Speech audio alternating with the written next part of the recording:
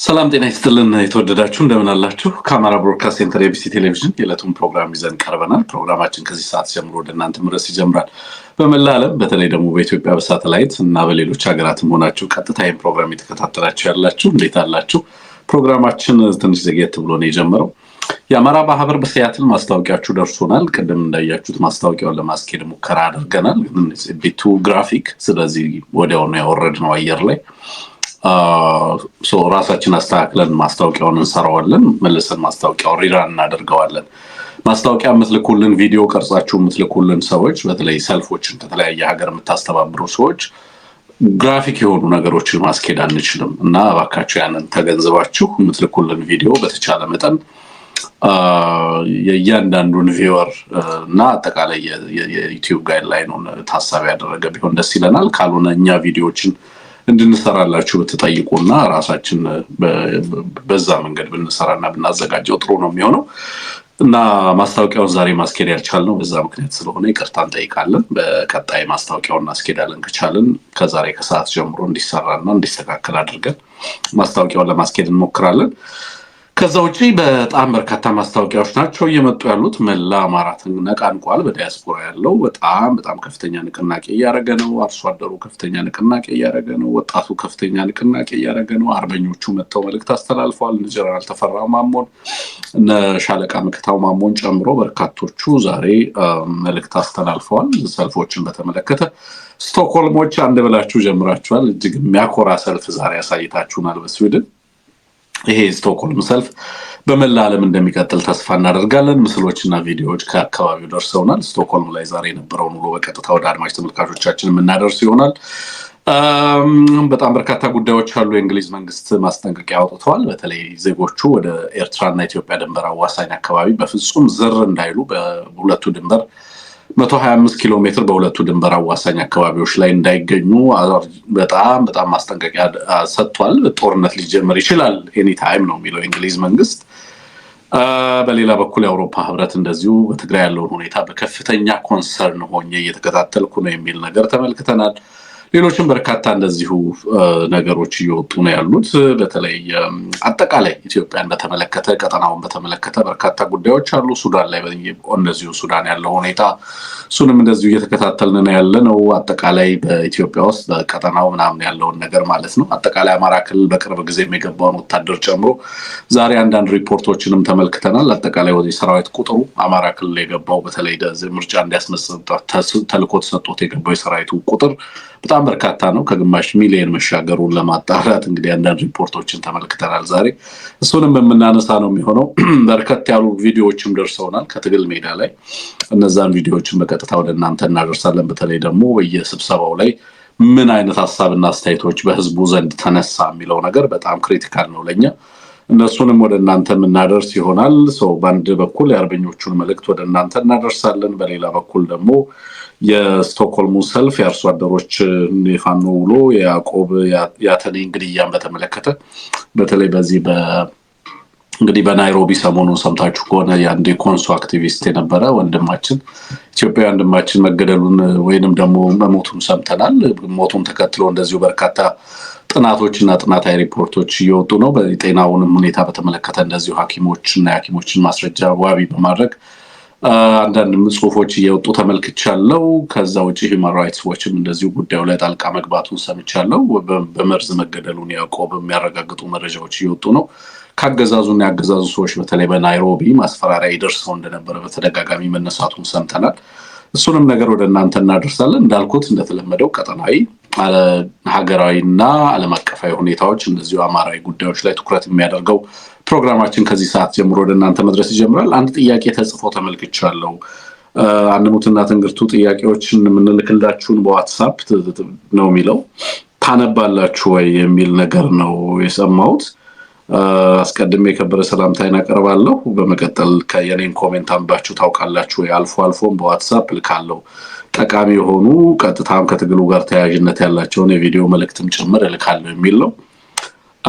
የምናረጋግጥላችሁ ግጥሞችን ጭምር ሳይቀር የምትልኩልን ግጥሞች አንብበን ደስ የሚለውን ተደስተንበት ለህዝብ የሚቀርበውን ለህዝብ አቅርበን ለህዝብ የማይቀርበውን ደግሞ ለህዝብ አይቀርብም ብለን ራሳችን እዛው የራሳችንን ግምገማ ወስደን እያንዳንዱን የምትልኳቸው ነገሮች በደንብ ለዚህ ብቻ ቡድን ወይንም ይሄንን የእናንተ የዋትስአፕ መልእክቶች ብቻ የሚከታተል የራሱን የቻለ ቲም አለ። እሱ ይጠቅማሉ የሚላቸውን ለፕሮግራም ዝግጅት ከፕሮግራም ዝግጅት ውጪ ምላሽ ይፈልጋሉ የሚላቸውን ምላሽ ሰጥቶ ምላሽ አያስፈልጋቸውም የሚላቸውን ምላሽ አያስፈልግም የሚላቸው እንደዚሁ የምትጠይቋቸውን መረጃና ማስረጃዎችን በመላክ እንደዚሁ በበርካታ ጉዳዮች ላይ ማብራሪያ ጭምር የሚሰጥ መሆኑን በዚህ አጋጣሚ ማንሳት ፈልጋለሁና እያንዳንዷ የምትልኳትን ነገር እንመለከታለን ማለት ነው።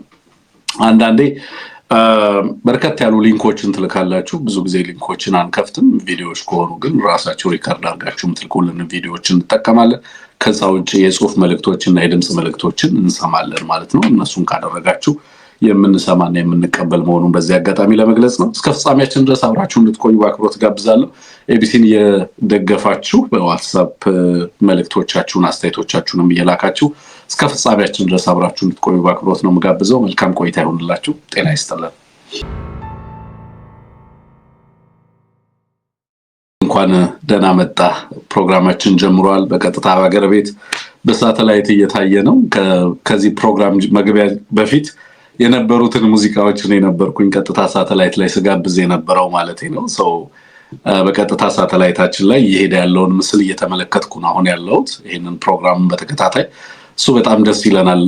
በየአካባቢው በተለይ ደግሞ ከየአካባቢው የሚደርሱን መልእክቶች የሚገርሙ ናቸው። ደቡብ ክልል በጣም በስፋት እየታየን እንደሆነ መረጃዎች ደርሰውኛል። አዲስ አበባን ጨምሮ በበርካታ ክፍለ ሀገራት በኦሮሚያ፣ በአማራ፣ በትግራይ እና ሌሎች አካባቢዎች ላይ በየጊዜው የሚላኩ መልእክቶችም እንዲሁ በጣም ከፍተኛ ናቸው። አንሙት በያላችሁበት ቦታ ሆናችሁ ስለምትከታተሉን ደስ ይለናል። የዕለቱን ፕሮግራማችንን እንጀምራለን። አንሙት በቀጥታ እንግዲህ ከአርበኞቹ መልእክት ከመሄዳችን በፊት አድማጭ ተመልካቾቻችንን ሰላም ብለ ኤቢሲን እንዴት ማገዝ እንዳለባቸው ማስታወሰን በቀጥታ ፕሮግራሙ መቀጠል እንችላለን። አመሰግናለሁ ወንድም። አንተም እንኳን ደህና መጣ። ተመልካቾች የኤቢሲ ቤተሰቦች እንደሁል ጊዜው ይህን ዝግጅት በተለያዩ አማራጮች እየተከታተላችሁ ያላችሁ በተለይም ደግሞ በአማራ ሳት ቴሌቪዥን በአዲሱ ሳተላይት ቴሌቪዥን እንዳልከው በጣም በርካቶች ጋር እየደረሰ ነው። ብዙዎች እየተከታተሉት ነው። ወደኛ መልእክቶች ይመጣሉ። ከዚያም በተጨማሪ ኦሬዲ አማራ ሳት ቲቪ ላይ ሳተላይት ስርጭት ላይ የገቡ ሌሎች ሚዲያዎችም ተመሳሳይ መልእክቶች እየደረሳቸው እንደሆነ ዛሬ አንዳንዶቹ ሲጠቁሙኝ ነበረ። ስለዚህ የተመልካቾች የኤቢሲ ደጋፊዎች የአማራ ትግል ደጋፊዎች ውጤት ስለሆነ እጅግ በጣም ደስ ይለናል። ተደራሽነታችንን መጨመር ማሳደግ ይሄንን የመሰለ ነው። እንዲህ አይነት ሁኔታ ስንፈጥር ከምንም ነገር በላይ በአርሶ አደሩ በምን ያህል እየተነቃነቀ እንደሆነ አይተናል። ወጣቱ በምን ያህል ደረጃ ስራ እንደጀመረ አይተናል። ይሄንን ለህዝብ ማድረስ ቀላል ነገር አይደለም። ዲያስፖራው ደግሞ አሁን በጣም አስደናቂ በሆነ መንገድ እዛው አርሶ አደሩ ጋር አንድ አይነት ቋንቋ በሚያወሩበት ልክ እንቅስቃሴ ጀምሯል። እሱንም እንደዚሁ ለህዝብ ማድረስ ቀላል ትርጉም ያለው አይደለምና በዚህ ሁሉ መሀል እንገኛለን።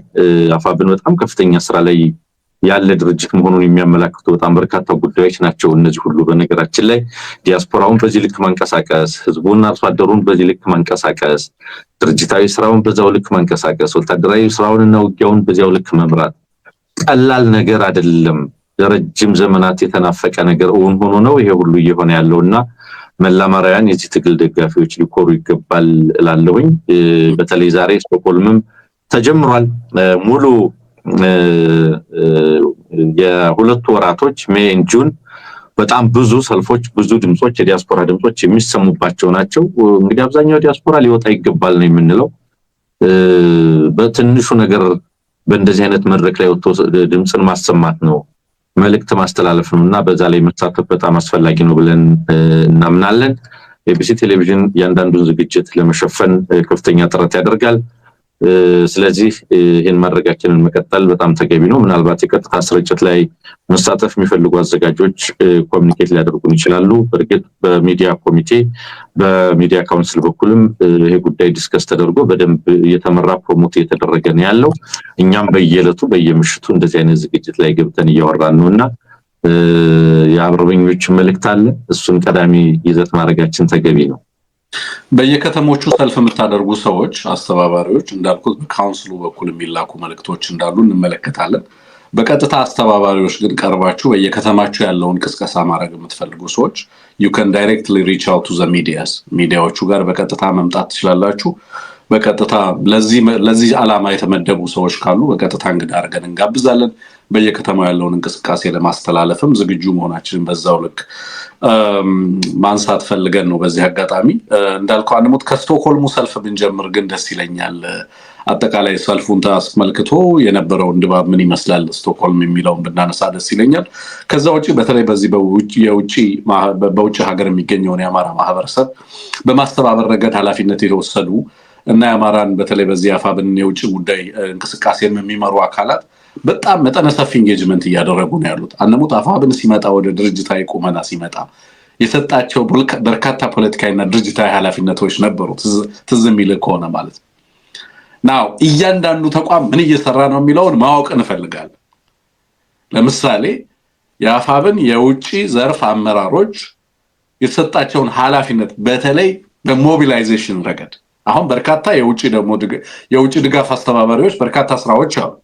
ፋይናንስ አለ፣ የቴክኖሎጂ ዘርፍ አለ፣ በሞቢላይዜሽን አለ፣ ቲንክ ታንክ እና ሌሎች ድርጅታዊ ስራዎች ይኖራሉ። ከዛም አልፎ የላቢንግ አክቲቪዝሙ እና የዲፕሎማሲው ዘርፍ ምናምን ራሱን የቻለ መጠነ ሰፊ ስራ የሚፈልግ እንደሆነ እረዳለሁ።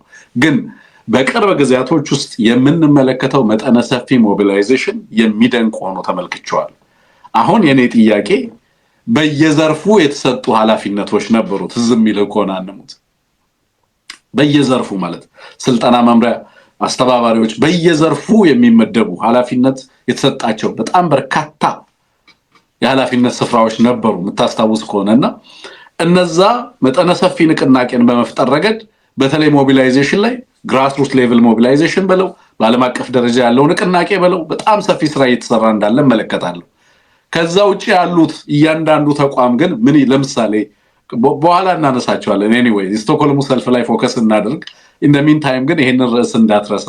በየዘርፉ ያሉ የአፋብን አደረጃጀቶች በዚህ ልክ አሁን በውጭ ሀገር በሚሰራው ስራ ልክ እና በሀገር ውስጥ ከሚሰራው ሞቢላይዜሽን ስራ በዘለል ሌሎቹም በዛው ልክ እየተንቀሳቀሱ ነው ወይ የሚለው ነገር እንደው አብሮ ቢነሳ ብዬ አስቤ ነው። ግን ደግሞ የስቶክሆልሙ ሰልፍ ላይ መጀመሪያ ፎከስ እናድርግና እናንሳው።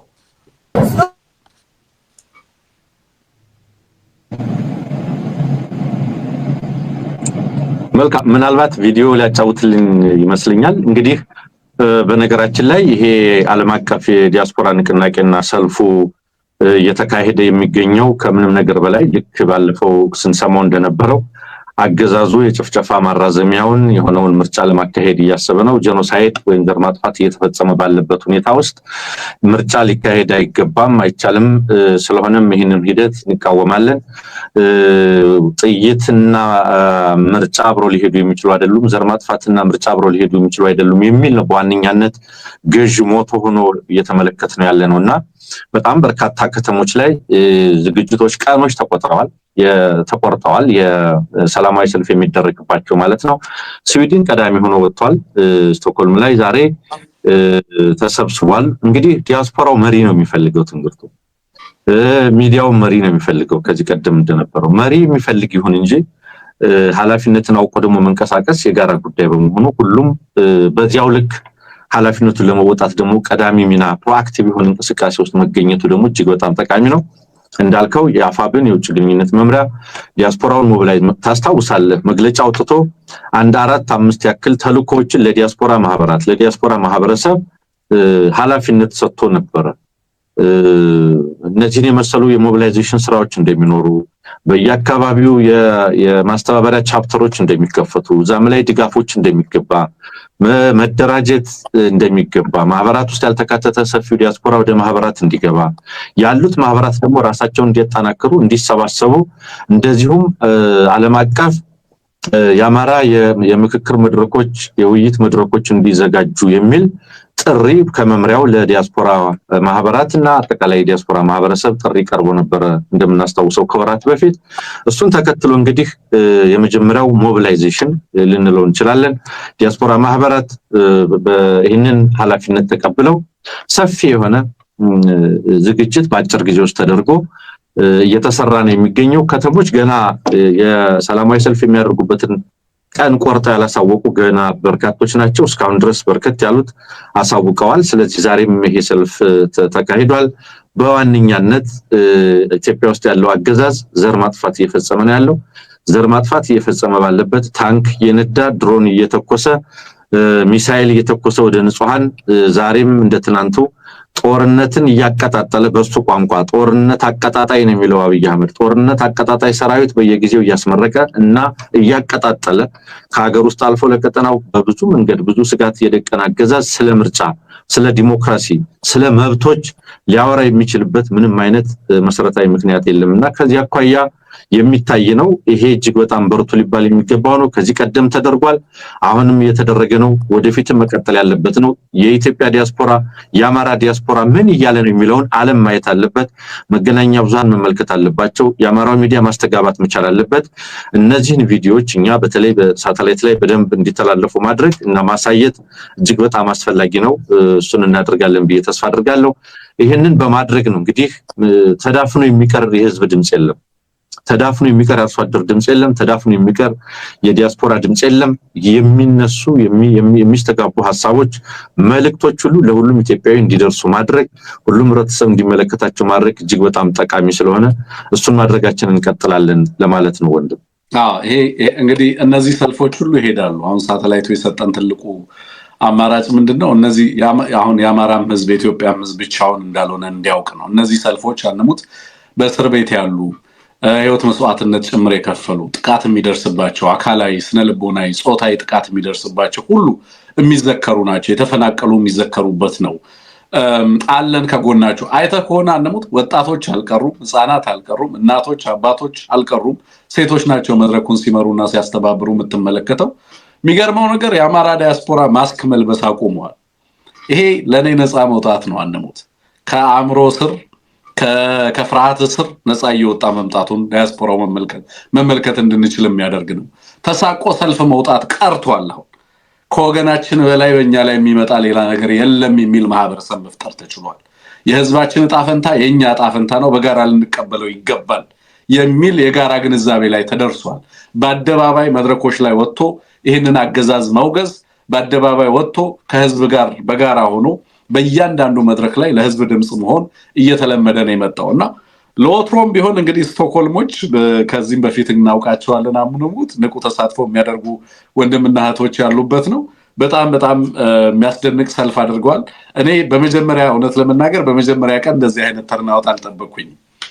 እንደዚህ አይነት ይሄን ያህል ሰው በአንድ ቀን በዚህ ደረጃ ያውም በአጭር ጊዜ ሞቢላይዜሽን በዚህ ደረጃ ወጥቶ አደባባዮችን ያጥለቀልቃል ያውም ስቶክሆልም ላይ ብዬ አልጠበቅኩም። ጠንካራ ልጆች እንዳሉ ባውቅም በዚህ ደረጃ ደግሞ መምጣታቸው በጣም አስደንቆኛል። በርካታ መልእክቶች የተስተጋቡበት ነው። እንደው ትንሽ የሚሰሙ ድምጾች ካሉ እነሱን ድምጾች ሰምተን አንሙት ከተላለፉ መልእክቶች የተወሰኑትን እንስማና ወደ ሌሎች ፕሮግራሞቻችን እናልፋለን።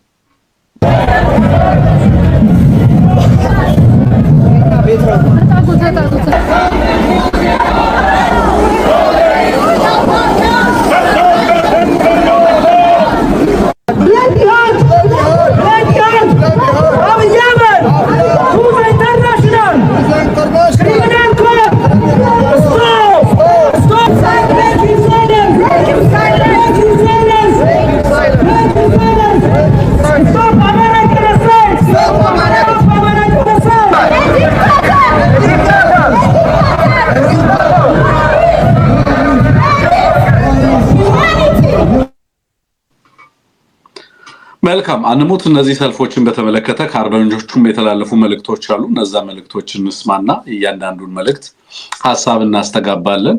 በቴክኒሻናችን ቪዲዮዎቹ ከጎን መሄድ ይችላሉ። ምናልባት ንግግሮቹን ከሰማን በኋላ እንደዛ አድርገን መቀጠል እንችላለን። ጀነራል ተፈራ መልእክት ያስተላልፉበት ስለሆነ እነሱን መልእክቶች እንስማ።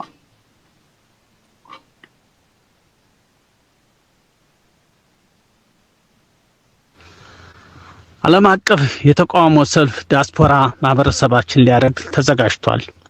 ለዚህ ታላቅ ተቃውሞ ሰልፍ ያለንን ድጋፍ ለመግለጽ ወዳለሁ። ከግንቦት 1 እስከ ግንቦት 30 ቀን 2018 ድረስ ለአንድ ወር የሚቆይ የሰላማዊ ሰልፍ በአሜሪካ፣ በካናዳ፣ በአውሮፓና በአውስትራሊያ ይካሄዳል። አሁን ያለው ስርዓት ምርጫ ለማድረግ አስቻይ ሁኔታ በሌለበት ተመረጥኩ ብሎ በህዝባችን ላይ መከራን በሀገራችን ላይ ተጨማሪ 5 ዓመት ትርምሱት የሚያቆይ ቅዠት ላይ ነው። አገዛዙ ዜጎች በውጭ ለፍተው ሀገራቸው ላይ መስራት ሳይሆን የመቀበር መብታቸውን እንኳ እስከ መከልከል የደረሰበት አስከፊ ስርዓት እንደሆነ አሳይቷል። ለዚህ በመላው ዓለም የሚገኙ ዲያስፖራ ጾታ፣ እድሜ፣ ሃይማኖት፣ ማንነት ሳይለየው ይህን ሰልፍ ሊቀላቀል ይገባል እላለሁ።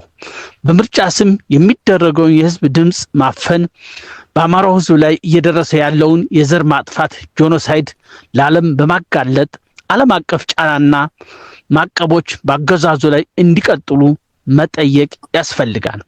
ይሄ አንድ ወር የተቃውሞ ሰልፍ የዲያስፖራው ድምፅ በማስተባበር ሰላም ወዳድ ወገኖች ሁሉ በዚህ ጥሪ ላይ እንድትተባበሩ መልእክታችን ነው።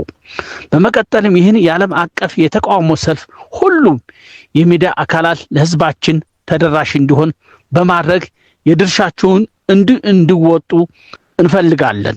አመሰግናለሁ። ጀነራል ተፈራ ማሞ የአማራ ፋኖ ብሔራዊ ንቅናቄ ወታደራዊ አዛዥ። ስጥልኝ አርበኛ መከታው ማሞ ነኝ። ዓለም አቀፍ የተቃውሞ ሰልፍ ዲያስፖራ ማህበረሰባችን ሊያደርግ ተዘጋጅቷል። ይህ ታላቅ ተቃውሞ ከግንቦት 1 እስከ ግንቦት 30 ቀን 2018 ዓ.ም ድረስ ለአንድ ሙሉ ወር የሚቆይ ሲሆን አሁን ያለው ስርዓት በምርጫ ስም አምባገነንነትን እያጠናከረ በህዝባችን ላይ መከራ እያራዘመ ይገኛል። በተጨማሪም ዜጎች በሀገራቸው የመቀበር መብታቸውን እስከ መከልከል የደረሰውን አስከፊ ስርዓት ሁላችንም ልናወግዘው ይገባል። ይህ ስርዓት በህዝባችን ላይ መከራን የሚያራዝም እንጂ ሰላምን የሚያመጣ አይደለም። በምርጫ ስም የሚደረገውን የህዝብ ድምፅ ማፈን፣ መቃወም፣ በአማራ ህዝብ ላይ እየደረሰ ያለውን የዘር ማጥፋት ጄኖሳይድ ለዓለም ማጋለጥ።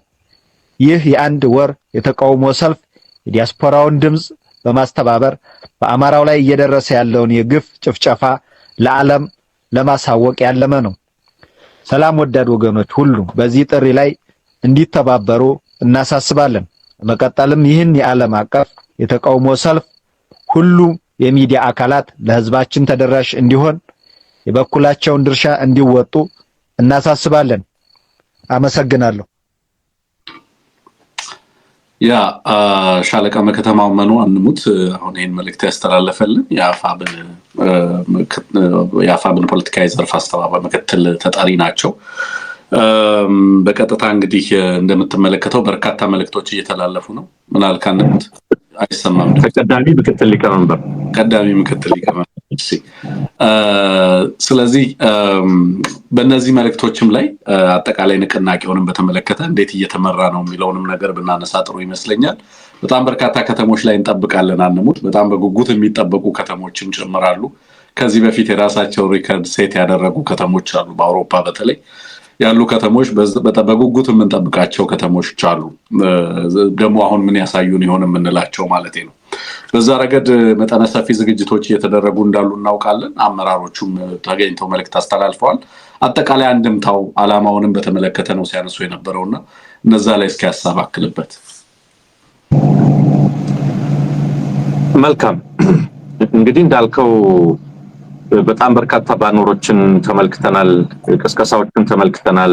ኖ ኢሌክሽንስ አሚድ ጄኖሳይድ፣ ኖ ባሎትስ ዋይል ቡሌትስ ፍላይ የሚል በጣም ጠንከር ያለ መግለጫዎች እንደምትመለከታቸው እየታዩ ነው ያሉት።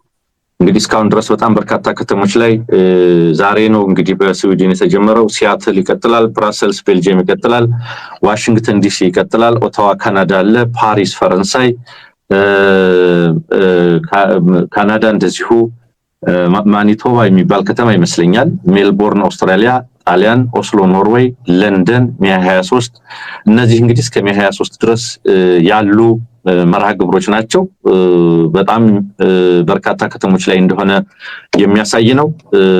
በተለይ ይሄ አገዛዝ ዓለም አቀፍ እውቅና አገኝበታለሁ ብሎ ያሰበው ይሄ ምርጫ ሌጂቲሜሲ ያረጋግጥበታለሁ ብሎ ያሰበው ይሄ ምርጫ በኢትዮጵያ የምርጫ ታሪክ ኢትዮጵያ ምርጫን ኤክሰርሳይዝ ማድረግ ከጀመረችበት ታሪክ ወዲህ የመጨረሻው ተቀባይነት ያጣና የወደቀ መሆኑን እንግዲህ ሪፖርቶችን ዛሬም ስናነብ ነበር ካንተ ጋር ኢሌጂቲሜት ተገቢነት የሌለው በህዝቦች ደም ላይ የሚደረግ መሆኑን የሚገልጹ በጣም በርካታ አስረጃዎች ወጥተዋል። ደጋግመን እንዳልነው ነው። ይሄንን እኛ ስለሆነን የምንለው አይደለም። እኔ በምርጫ ፖለቲካ የሚያምኑ እንደው የፈለገው ይሁን ብለው በምርጫ የሚምሉ ኢትዮጵያ ፖለቲካ ኃይሎች ሳይቀሩ ይሄንን ተቀባይነት ያጣ ውዳቂ የሆነ በምንም ምክንያት የኢትዮጵያን እንዳውም ታስታውሳለህ ጀዋር መሐመድ ምንድነው ያለው?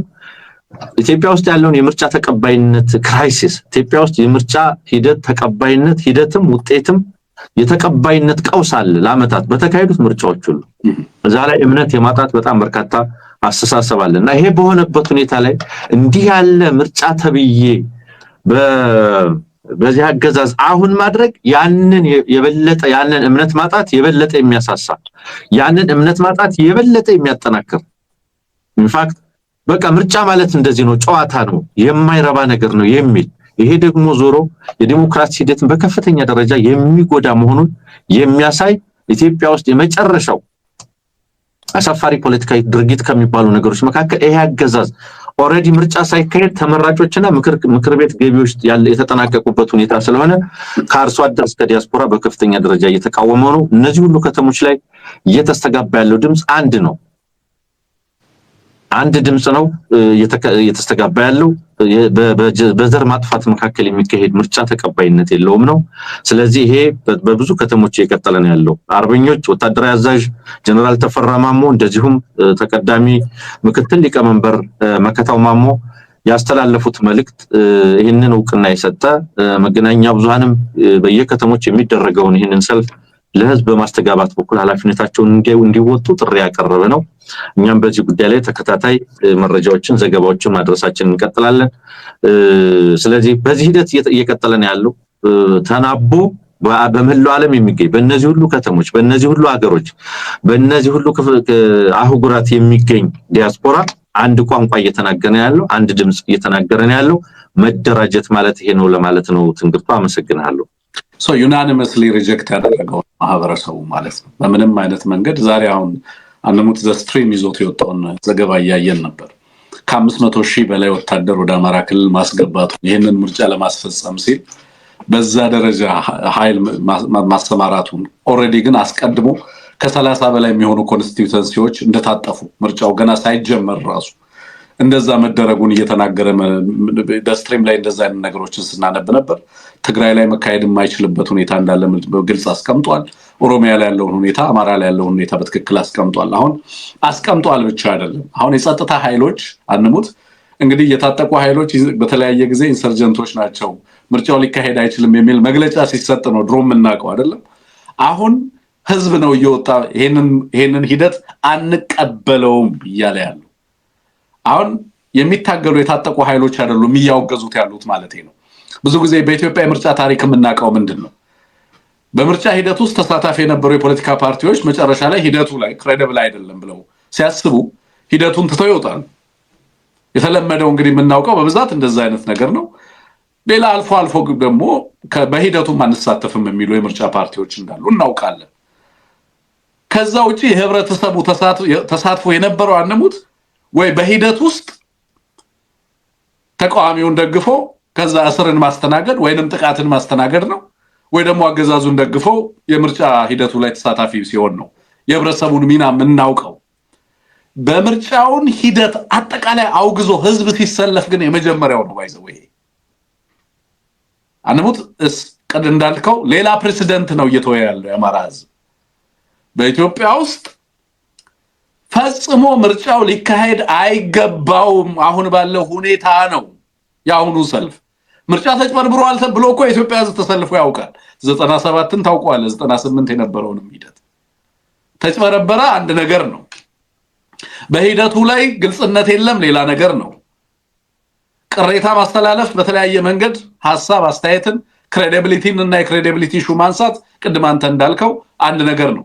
ከነም በምንም አይነት መንገድ ህዝቡ የፖለቲካዊ ንቃት አዳብሮ ይሄ ምርጫ ማለት በሚቀጥሉት 5 ዓመታት ህዝብ በሀገሩ ላይ የሚኖረውን ዕጣ ፈንታ አስልቶ አስቀድሞ በዚህ ደረጃ ከዲያስፖራ እስከ አርሶ አደር ቀይ ድረስ ንቅናቄ ተደርጎ ልሂቃኑ የፖለቲካ ድርጅቱ በፖለቲካ ውስጥና ከፖለቲካ ውጪ ያለው የማህበረሰብ ክፍል ጭምር በጋራ በተቀናጀ መንገድ በዚህ ልክ ያወገዙትን ሂደት አላውቅም። የተወገዘው it is the election itself, it is not the process አደሙት አውትካሙ አይደለም የተወገዘው፣ ሂደቱ አይደለም የተወገዘው፣ በራሱ ምርጫው ነው የተወገዘው። አይቻልም ጄኖሳይድ እያደረገ ያለ አገዛዝ በምንም አይነት መንገድ ይሄንን ሂደት መምራት አይችልም። ሂደቱን ራሱ ለመምራት የሚያስችል ቅቡልነት መሰረታዊ ትረስት እኮ ነው አንሙት። ለምሳሌ ህንዶች ምን ይላሉ መሰለ? ከምንኮራባቸው ነገሮች አንዱ ይላሉ ክሬዲብል የሆነ ምርጫን የማካሄድ ሌቭል ኦፍ ትረስት በህዝባችን አለን ይላል የህንድ መንግስት። ይኸውልህ ምርጫው ላይ ተሳትፎ ምርጫውን ማሸነፍ ሌላ ጉዳይ ነው። ሂደቱን በራሱ ለማስተባበርና ለመምራት የሚያስችል የህዝብ እምነት እና የተቋም ብቃት ኦርጋናይዜሽናል ካፓቢሊቲ አሁን የሆነው ምንድነው? ይሄ አገዛዝ ሂደቱን ሊመራ ቀርቶ አይደለምና ያንን መሰረታዊ ትረስት ልትሰጠው ቀርቶ ይሄ አገዛዝ በዚህ አገዛዝና በህዝብ መካከል ያለው ግንኙነት ምን አይነት ግንኙነት እንደሆነ በግልጽ የምትረዳው ነው። በኋላ ላይ ምናልባት የአማራ አርሶ አደሮች ሲናገሩ በተለያዩ መድረኮች ላይ ተነሱ የሚገራርሙ ነገሮችን አዘጋጅተናል። አድማጭ ተመልካቾቻችን ምናልባት እሱን እናሰማችኋለን። አጠቃላይ እንዳልከው ውጤቱ ወይንም ሂደቱ ሳይሆን አጠቃላይ ምርጫው በራሱ ይሄ ፖለቲካዊ ሂደት በራሱ የተወገዘ መሆኑንና ስርዓቱ ይሄን ለማድረግ የሚያስችል መሰረታዊ እምነት በህዝብ ዘንድ ያልተያዘበት መሆኑ በጋራ ይሄንንም ማህበረሰቡ ከጫፍ እስከ ጫፍ የተግባባበት ነው። በኦስሎ ላይ የምታረገው ሰልፍ፣ ስቶክሆልም ላይ የምንሰማው ጩኸት፣ ዲሲ ላይ የምንሰማው ጩኸት ወይንም በተለያዩ አርሶ አደሩ ቀዮች የምንሰማው እያንዳንዱ ንግግር ከዚህ ጋር የተገናኘ መሆኑን እየሰማን ያለንበት ሁኔታ ነው ያለው። አንሙት በቀጥታ ወደዛ ወደ አርሶ አደሮቹ ንግግር ብናልፍ ደስ ይለኛል። ከዛ በፊት ግን ሁለት ነገሮችን ብናነሳ ደስ ይለኛል። ምናልባት ወይንም በኋላ ላይ እነሱ እናነሳቸዋለን። ምክንያቱም የዚህ አርሶ አደሮቹ ጉዳይ ትንሽ ሰፋ ያለ ጉዳይ ስለሆነ እሱን ትንሽ ብናነሳ ጥሩ ነው። ከያንዳንዱ አካባቢ ላይ ሰበሰብናቸው ንግግሮች አሉ። በጣም ጠንከር ያሉ ንግግሮች ናቸው። እነዛ ንግግሮች ምን ይነግሩናል? አሁን ኦሬዲ ያነሳ ነው ካለነው ጉዳይ ጋር የተገናኘ ስለሆነ በአንድ ላይ እነዚህን ጉዳዮች እናስኪድና የፋኖን ዕለታዊ ዘገባዎችን እንመለስበታለን። አባቶቻችን በአያቶቻችን በቅማንቶቻችን ከቀደም ጀምሮ ትግሬ ዘመቻ ወሎ ዘመቻ እያሉ አባቶቻችን እየሄዱ ተጋድሎና ኢትዮጵያን ሰላም አድርገው የሚመጡ እነሱ ነበሩ። ዛሬው ምን ይፈተኩተኛል? እንዴት ሀገራችን እንዲሆነች እንዴት እንደዚህ ሆነች እያልኩ ይፈተኩተኛል። እኔም ራሴ እንደው ለመሄድ አስባለሁ። ደክሜ አይኔ ጠፍቶ እንጂ አሁንም ዛሬው ከእናንተ ጋር ብሰልፍ በጎናችን እወዳለሁ። ግን ማለት ነው አሁን ቅድም ያነሳችሁታል ሞጣ ላይ ማዳበሪያ አለ ተባለ። ሞጣ ማዳበሪያ ስንኑንኩ የካርኔ የተባለ እንደሆነ ማዳበሪያውን እናንተ ካርኔውን እናንተ አስይችልም ረጋ በቃ እውነት ነው። አስታው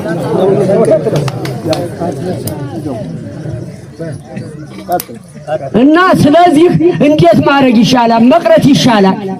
ማዳበሪያው ቀርቶ መሬቱ ውሃ ሲጠጣ ይክረም ነው ወይስ እንዴት ይሁን? አሁን እና ስለዚህ ትንሽ ይችል ታጠቃል እንደሆነ እንጂ በሌላው ያለው ሁላ ወደ እናንተ መጥቶ እንደሚገጥም እኔ አምንበታለሁ። በዚህ ባያስተሩ እርግጠኛ ነኝ። አሁንም ይሄ ነው፣ በጎናችሁ አለን። እናንተ ማትራቁን እኛም ማንርቃችሁ። ይሄ ነው በቃ።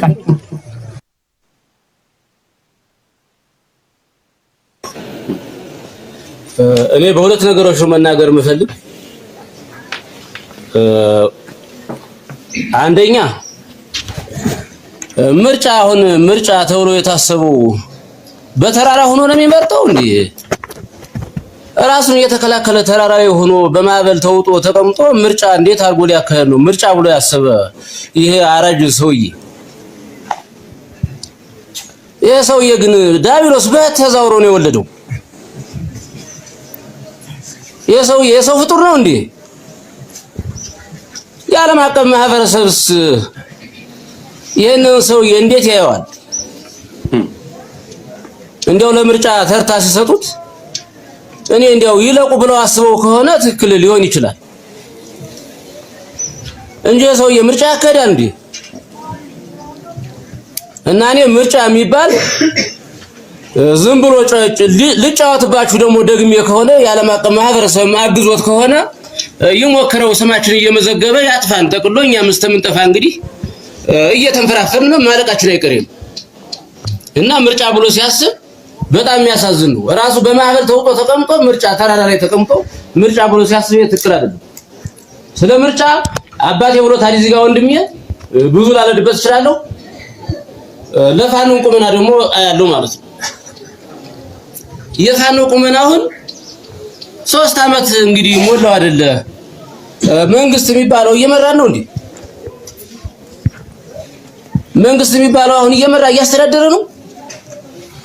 የሱ መንግስትነት ማዳበሪያ ነው። ሌላ የምናውቀው ነገር የለም። በማዳበሪያ ምክንያት ነው እንግዲህ የምናያቸው በዚያ ምክንያት። ከዚህ በዘለለ እየመሩ ነው እነሱ። እንግዲህ ፋኖ ታዩታላችሁ በዚህ እንዲሁ ነው ተደራጅቶ ተቀምጦ እና ፋኖ ከሌለ አሁን እኛ ያለን እንዴ እስበሱ ስንተላለቅ አልነበረ። ስለዚህ ይሄ መንግስት እየመራንም አይደለም፣ ለምርጫም ዝግጁ አይደለም። እየመራንም አይደለም። ካጣነው 3 አመት ሆኖናል። 3 አመት ሆኖናል። እና ታዲያ ይሄን ሰውዬ እንዴት ነው እኛ እንግዲህ እንዴት ነው ሰውዬ ወደ ምርጫ ሲገባ? እና እኔ በዚህ ልክ የፋኖ ቁመናም ጠንክሩ እናግዛለን። እየመራን ያለ እሱ ነው። የሚያዋጣንም ይሄ ነው። ጨርሻለሁ ሐሳቤ።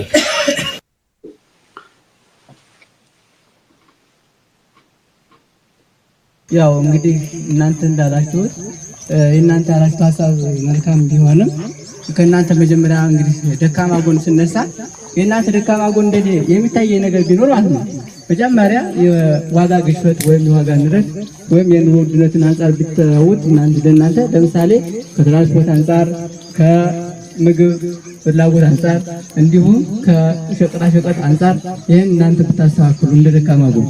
ሌላው ጠንካራ ጎን ያላችሁ ትግል ጥሩ ነው። እናንተም ህዝቡም ከጎናችሁ ነው፣ በርቱ ነው የምላችሁ። ሌላው ከምርጫ ቦርድ አንፃር ቅድም የተናገራችሁ ነገር አሁን በእርግጥ መንግስት ሊያጨበረብር ይሞክራል። የተለያየ የውሸት ትርክት ሊናገር ይችላል። የተለያየ ነገር ብዙ ነገር ውዝግብ ነገር ሊናገር ይችላል። እናንተ ግን ከዓላማችሁ፣ ከተግባራችሁ፣ ከሐሳባችሁ፣ ከዓላማችሁ አትቁረጡ ወይም አትሰናከሉ። ሁሉም ህዝብ ከእናንተ ጋር ጎን ነው። ነገር ግን የእናንተን ጠንካራ ጎን ነው ህዝቡ።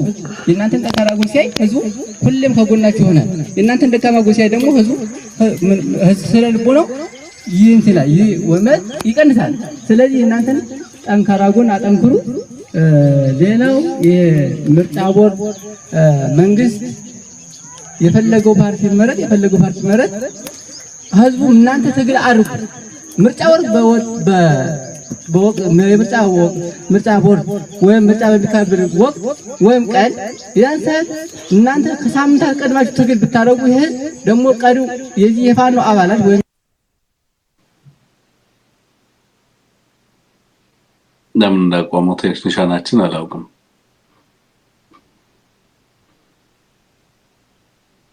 ኦኬ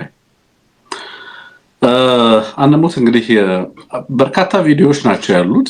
አንዳንዶቹ ሳተላይት ላይ መሄድ የሚገባቸው ናቸው። በዚህ በዩቲዩብ ላይ ስትሪም ማድረግ ማንችላቸው ናቸው። እንደዚህ አይነት እንግዲህ ለወደፊቱ እንዲሆን የምፈልገው በጣም በተደራጀ መልክ እነዚህን ፋይል ማድረግ ያስፈልጋል። ትርጉማቸው እየተተረጎመ በተለያዩ ቋንቋዎች መሰራጨት መቻል አለባቸው። ለሚዲያዎች ሲደርሱ በዛው ልክ ለህዝብ ሊሰራጭ በሚችል ኳሊቲ በተለይ የዚህ ፕሮዳክሽን ቲም በአፋብን ውስጥ ያለ ፕሮዳክሽን ቲም በህብረተሰብ ንቅናቄ ላይ የሚሰራው እንደዚህ አይነት ውይይቶች የታሪክ አካል ናቸው። የህዝባችን የትግል ታሪክ አካልም ጭምር ናቸው። አንሙትና ቀላል ነገር አይደለም የሚነሳው። የሁለት ሰዓት እኛ ከምናወራ እኛ አርሶ አደር የተናገሩት አሁን ስለ ስቴት ቪዚቢሊቲ ለኔ እዛ ጋር ያጠናቅቀዋል። 3 ዓመት ሆኖናል ካገዛዙ ጋር የምንገናኝበት the only tiny line አለን የሚሉት ማዳበሪያ ነው። እኔ ኢትዮጵያ ጋር አርፋ ቁጭ ብላ የአማራ አርሶ አደር ፖሊሲ ቢያወጣላት እላለሁ አንዳንዴ የምር ማለት what is actually happening የሚለው ሀገሪቱ ውስጥ ምን እየተከሰተ ነው የሚለው ብዙ ሊቃውንት ሲናገሩ እንሰማለን። ግን ከአርሶ አደሩ ስንሰማው የተስማማ ይሆናል። ከነሱ ስሰማው ነው የሚገባኝ ሁኔታው ሁሉን ነገርን የሚገልጽልኝ ሐሳቡን የሚገልጽልኝና በአገዛዙና በህዝብ መካከል ያለውን ግንኙነት የማናቀውን አገዛዝ እንዴት ነው ምን መርጠው ይያሉ እኮ ነው 3 ዓመቱ አይደለው ሰምተን አናቅም ይላሉና really I mean like ወይ ማዘን እንዳለብኝ አላቀም። እዚህ ጋር ግን የሚያሳዝንም ነገር ነው። ግን በሌላ በኩል አይተው ህዝብ የማያውቀው አገዛዝ ምረጡኝ ብሎ ደግሞ ለምርጫ አካሄዳለሁ ብሎ መጣ ነው እያሉ ያሉት ሰውየው 3 ዓመታችን ነው የት ነው ያሉት? ተራራ ላይ ሆነው ራሳቸው በህዝብ ማዕበል ተከበው ይላሉ። በህዝብ ማዕበል ተከበው ከኛ ሸሽተው ተደብቀው ተራራ ላይ ነው ያሉት ይላሉ። ተራራ ላይ ሆኖ እኛ ወደ ተራራ ወተን ነው የምንመርጣቸው ነው የሚሉት ሰውየው። ለራሱ ከህዝብ ተነጥሎ ህዝቡን ፈርቶ ህዝቡም እሱን ፈርቶት ግንኙነት በሌለበት መተማመን በሌለበት ሁኔታ ውስጥ ተራራ ላይ የተሰቀለ መንግስት ከህዝብ ተነጥሎ ተራራ ላይ ተንጠለጠለ መንግስት ምረጡኝ ብሎ ደግሞ ከ3 ዓመት በኋላ መጣ። አይተነው ሰምተንም አናውቅም። እኛ የምናውቀው ያስተዳድረንም የሚመራንም የነበረው ፋኖ ነው የሚሉትና አንሙት በጣም ስትገረም ነበር በንግግራቸው። መቀጠል ትችላለህ። መልካም። በነገራችን ላይ በጣም ነው ደስ ያለኝ። ኢሞሽናል የሚያደርግ ደስታን የተሰማኝ እዚህ ቀጥታ ስርጭት ላይ ባይሆን እንዴት ስሜቴ እንደምገልጸው አላውቅም። በቃ የአማራን ፖለቲካ ለሚከታተል ሰው ህብረተሰቡን ምን አይነት ግንዛቤ እንዲይዝ ይፈልጋል ብሎ በብሔርተኝነት ውስጥ በቀናነት እድሜውን፣ ጊዜውን፣ ሀብቱን፣ ዕውቀቱን ለማንነቱ ኢንቨስት እያደረገ ያለ አማራ ይሄንን መመልከት በጣም የሚያኮራ። እኔ በጣም ኢሞሽናል። አርሶ አደራችን ከመንግስት ጋር የሚያገናኘን ማዳበሪያ ነበር፣ እሱንም ትቶታል። የስቴት ኤንድ ሶሳይቲ ሪሌሽን ኢንተራክሽን መስተጋብሩ አንድ ጉዳይ ማዳበሪያ መብራት አይሰጠው፣ ውሃ ቧንቧ ያስገባለት፣ ኮሪደር ምናምን አይለው፣ አበባ ይተክልለት፣ ፋውንቴን ያበራለት፣ መብራት አይቀይርለት፣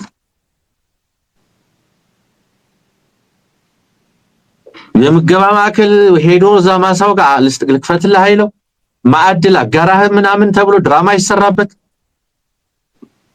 አንዲት ጉዳይ ማዳበሪያ የምትባል ዋት ዲማንድ ህብረተሰብ ምን ይፈልጋል? የአርሶ አደር ፍላጎት ምንድነው? መደባዊ ፍላጎቶች፣ የወጣቱ ፍላጎት ምንድነው? የምሁር ፍላጎት ምንድነው? የነጋዴ ባለሀብት ፍላጎት ምንድነው? መንግስት ማለት እኮ እነዚህን መደባዊ ፍላጎቶች አውቆ ፖሊሲዎች አውጥቶ ከነባራዊ ሁኔታዎች ጋር የሚሄዱ ፖሊሲዎችን መተግበር፣ ማሳተፍ፣ መተግበር ነበር። መንግስትን ካጣነው 3 ዓመት ሆኖናል አሉ። አንተ መንግስት እንደሌለ የአማራ አርሶ አደር አወቀ።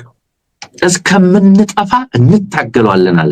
አይበገሬነት፣ እምቢባይነት መቼም የትኛው የዚህ አገዛዝ እርምጃ የማይበግረው ለዚያ የቆረጠ ለመሞት የቆረጠ ማህበረሰብ እድሜ የገፋ እንጂ አብሬያችሁ ሰለፋለሁ። አሁንም አብረናችሁ ነን፣ እናንተም አብራችሁ ሁኑ፣ አትራቁን፣ አንርቃችሁም። አየው ቋንቋው that was powerful አንርቃችሁም አትራቁን ጠንካራ ጎናችሁ ይሄ ነው ደካማ ጎናችሁ ይሄ ነው እያለ የሚመክር አርሶ አደር የሚመክር ማህበረሰብ በእናንተ ምክንያት እንደዚህ ሆነን እኮ አይደለም እያለ ያለው እናንተማ ትልቁን ስራችሁን የውቀት ስራችሁን የምን ስራችሁን ትታችሁ ልትሞቱልን መጣችሁ እያለ የሚገነዘብ የሚረዳ ምርጥ የነጠረ ወርቅ የሆነ ማህበረሰብ ዓላማ መሬት ሲተከል እንዲህ ለኔ ከሆነ ግንባር ውጊያ ከዛ በላይ ነው እድሜ ገደበኛ ብሬያችሁ እንዳልሰለፍ ትናንትና ሲጠይቁ የነበረው ምንድነው በአባት አርበኛ አደራጁን የግል ትጥቃለን በአባት አርበኛ አደራጁን ይያሉ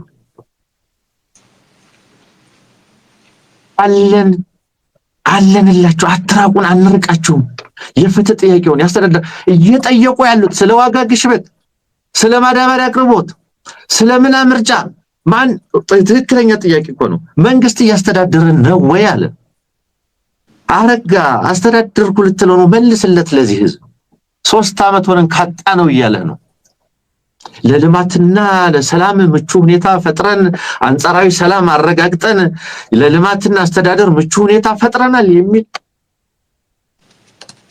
ድንቁር ያለ ፕሮፓጋንዳ ነው ስንሰማ ይኖር የኢትዮጵያ ህዝብ ግን እነዚህን ድምጾች መስማት አለበት እነዚህ ድምጾች ፖለቲካዊ ትርጉማቸው ብዙ ነገር ማለት ነው በስፋት ሰብስበን ህዝብ እንዲሰማቸው እናደርጋለን ለዛ ነው ፕሮዳክሽን ቲም ቀደምም ስለነበረው ምንድነው አንሙት በእንደዚህ በተናጠልና በተባረር ከሚመጡ ድምጾች ይልቅ በጣም በተደራጀ መንገድ እነዚህ ፕሮዳክሽኖች ሙሉ ፕሮግራም ሊወጣቸው በሚችል መንገድ መሰራት መቻል አለባቸው ባካችሁ እነዚህን መልእክቶች ሲሪየስሊ ውሰዱ የሚለው በተለይ ደግሞ እነዚህን መረጃዎች ለሚዲያዎች ተደራሽ የምታደርጉ ሰዎች ሲሪየስሊ ውሰዱት የሚለው ለላንሳብዬ ነው ካነሳው አይቀርም ትክክል ነው መጠየቅ ያለብንንም አካል ጠይቀናል የአማራ ህዝብ ምን ይላል የሚለው ተዳፍኖ ነው የቆየው አስተዋደሩ ምንድነው የሚለው የተበታተነ ነው ኦርጋናይዝድ የሆነ በነገራችን ላይ አንዳንድ ቀጠናዎች ላይ በዶክመንተሪ መልክ የተደራጀ ነገር ፋይል ያደረጉ እንደሆነ ሰምቻለሁ ይመጣል እንሰማለን አንጠግበውም የወገናችንን ድምጽ እናሰማለን የአማራ ትግል የት ነው ያለው ምን ይመስላል ከተባለ እነዚህ አርሶ አደሮች በሚናገሩት ነው የሚረጋገጠው መንግስትነትን እንዴት እየተረዱት ነው የመንግስትነት ኤሌመንተሪ ዲዩቲ ለነሱ ሰላም መስጠት ማዳበሪያ ማቅረብ ከቻለ ደግሞ ትራንስፖርት ሌላም መንገድ ጤና ተቋም ትምህርት ቤት የህብረተሰብ ፍላጎት ከመንግስት ጋር ያለው መስተጋብር እነዚህን ፍላጎቶችን ከማሟላት ጋር ያውም ግዴታውን እየተወጣ ግብር እየከፈለ አሁን እኮ ገበያ ላይ የእንስሳት ገበያ የእህል ገበያ የቀረጡ ማአት እኮ ልነግርህ አልችልም የአልማ መዋጮ አምጣ ይባላል ለአቡቀተ ምናምን አባል መዋጮ አምጣ ይባላል ለምንሻ ማሰልጠኛና ምናምን ለሰላምና ጸጥታ መዋጮ አምጣ ይባላል ለኮሪደር ልማት መዋጮ አምጣ ይባላል ትንሿን ነገር ነው የጠየቀው ማዳበሪያ ሰላም ነገር ግን በምድርም ባየርም ዝናብ እያወረደ እንዲህ እየሞትን ባለንበት እየሞትንም እየገደልንም እየታጋደልንም እየመከትን ብንሞት ይሻለናል ነው ያለው ተቀምጠን አንሞትም ነው ከዚህ በላይ ምን ይምጣብን ያሉት የትናንት ነው አርሶ አደርኩ ከዚህ በላይ ምን ይምጣብን ይሄንን የሚል የከተማ ምሁርን በለው ተገዛዙ አገልጋይን በለው ራስ ጠላ ኃይሉ ግን ይሄንን ለማለት ከዚህ በላይ ምን ይምጣበት አማራ የማለት ስነልቦና የለው ስለዚህ የዚህ አርሶ አደር ድምጽ በስፋት መነገር መደመጥ ያለበት በልብህ ነው በጭንቅላት ሳይሆን በልብህ ነው መሰማት ያለበት ምን ማለት ነው ብለህ በምን ጉዳይ ምን ይያለ ነው ስቴትን ሲገልጽ ፍላጎቶቹን ሲያስቀምጥ ትግሉን ሲያስቀምጥ የትግል አጋርነትን ሲያስቀምጥ አትራቁን አንርቃችሁ ሚልና መንግስትን ግን ካጣነው 3 አመት ሆነ በማን ጋር የተሰለፈው ግልጽ ነው እንዲህ ያለው ይሄ ትግል መሬት ያዛየ የአርሶ አደር ትግል ነው። የወጣቱ ምሁር ትግል ነው። የአማራ ህዝብ ብሔራዊ አብዮት ነው። እዚህ ውስጥ የሚፈጠረው ሰልፍ ኮንሽስነስ፣ እዚህ ውስጥ የሚፈጠረው ማንነታዊ መረዳትና ንቃት፣ እዚህ ውስጥ የሚፈጠረው የብሔር ግንባታ መደላደል፣ እዚህ ውስጥ የሚፈጠረው ለራስ ያለ ግንዛቤ ጥቅምና ጉዳትን ጠላትና ወዳጅን ለመለየት የሚያስችለው ፖለቲካዊ መረዳት ወንድሞቻችን ይሄን እያደረጉ በመሆኑ ኮራባቸዋለሁ። ይሄ ነው ይሄ ማህበረሰብ እኔ እኮ እንደዚህ መኖር አይመጥነኝም፣ እንዲህ እንድኖር የተፈረደብኝ መንግስትን ማዳበሪያ የለመንኩ እንድኖር የተፈረደብኝ ትውልድ ልጆቼ የኛ ዘመን ትውልድ ለኛ የሚያስብ እንዲህ መኖር አይገባችሁም ብሎ የሚያታግል ድርጅት ፖለቲካዊ ኃይል አስተሳሰብ ስላልተፈጠረልን ነበረ ተብሎ መታሰብ አለበት። እያንዳንዱ ፋኖ አመራር እዚህ ፊት ለፊት ተሰብስቦ የምትመለከተው ማህበረሰብ ብዙ የማህበረሰብ ለውጥና ሽግግር የሚገባው እንደ መብት ጭምር ድህነት እንትን ነው የሰብአዊ መብት ጥቃት እንዲህ መኖር አይገባው። ብዙ ሊለወጡለት ሊስተካከሉለት የሚገቡ ልበ ብርሃን የሆነ ማህበረሰብ ለዛ የተዘጋጀ መድረክ አስተሳሰብ በመምጣቱ ለማዳመጥ ቁጭ ብሎ ለማዳመጥ የተዘጋጁ መሪዎች ልጆች በመውለዱ ደካማ ጎናችሁ ይሄ ነው ሲባሉ አሜን ብለው እሱን ይዘው ለማዳመጥ ጠንካራ ጎናችሁ ይሄ ነው ሲባሉ እሺ ብለው ባላቸው ግንኙነት መካከል የሚፈጠሩ ችግሮችን በተመለከተ ይሄ ችግር ፈጥራችኋል ይሄን አድርጋችኋል ሲባሉ እሱን ለማረም የሚችሉ መሪዎች የአርሶ አደሩ ደጃፍ ላይ መገኘታቸው ኩራት ነው። አይ ቲንክ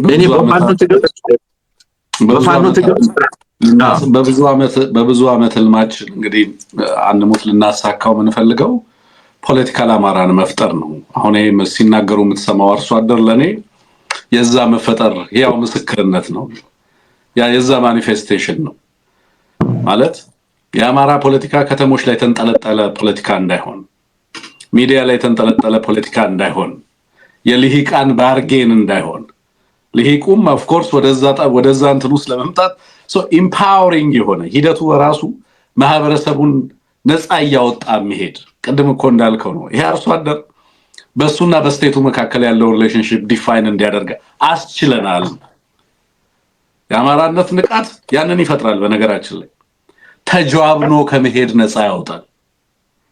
ለምን አርሶ አደራችን ህይወቱ እንዳልተቀየረ ስልተምርቱ እንዳልተቀየረ እንድንግባባ ያደርጋል። ልሂቁን መጠየቅ እንዲችል ማህበረሰቡ እድል ይፈጥራል።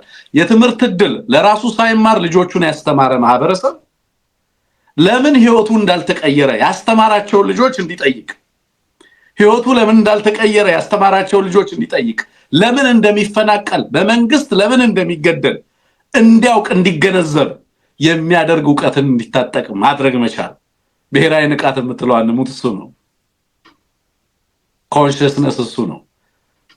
እውነተኛ ንቃት ደግሞ እሱ ነው። በፊት ከነበርንባቸው አስተሳሰቦች በሚገባ ነፃ መውጣት የምርጫንም ሁኔታና አካሄድ ሂደት በሚገባ ምንድነው ያለው አንሙት ቅድም አንድ አባት ያሉትን ሰምተህ ከሆነ ተራራ ላይ ተሰቅሎ በህዝብ ማዕበል ተከቦ ይላሉ። በስቴት ኤንድ ሶሳይቲ ቅድም አንተ እንደተል ስቴቱ ያለው ቪዚቢሊቲ ተራራ ላይ መድፍ ወደ ህዝብ ጠምዶ ወደ አማራ አርሶ አደር ቀዬ ቁልቁል መድፍ ጠምዶ ተራራ ላይ ወጥቶ ህዝብን በመነጽር ይመለከታል። ማን? አገዛዝ መንግስት ነኝ የሚለው አካል ህዝብ በንቀት ወደ ላይ ሽቅብ እየተመለከተው ከልጆቹ ጋር ስለ ጣፈንታው ይመክራል።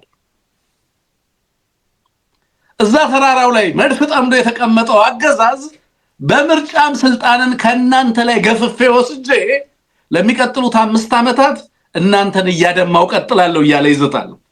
በአማራና በስቴቱ መካከል ያለው ግንኙነት አሁን ላይ በዚህ ሌቭል ኦፍ ሆስቲሊቲ የሚገለጽ ነው። በዚህ ደረጃ የሚገለጽ ነው።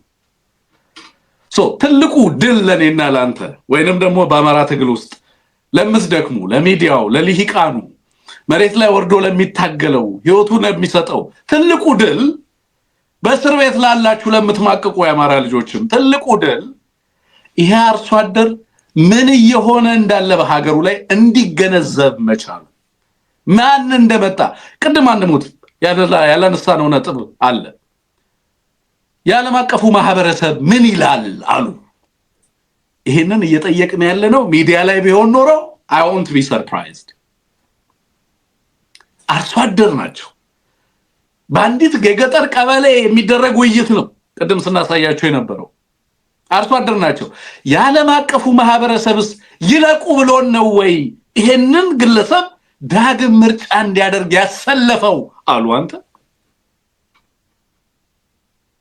የዓለም አቀፉ ማህበረሰብ እንድናልቅ ፈርዶ ነው ወይ እንዴት እንደዚህ አይነት ሰው ከምን እንደተፈጠረ ማናውቀው ሰው በከባድ መሳሪያ በድሮን የሚደበድበን ሰው ድጋሚ ምረጡት ብሎ እንዴት የዓለምስ ህዝብ ይልካል አማራ ዓለምን ምን አድርጎ ነው የሚያስበው ፍትሃዊ አድርጎ ነው የሚያስበው የዓለም ህዝብ ከዳኝነት አያዛባም ፍትህን ያውቃል ፖለቲካው ትራንዛክሽናል ነው ብሎ አያስብም ሪያሊስት ነው ባይዘው የአማራ ወርልድ ቪው ሐቅና እውነት ላይ ተመሰረተ ነው ጠላት ኮንክ ጠላት ነህ ወዳጅ ኮንክ ወዳጅ ነው በሁለት ቢላ መብላት የለው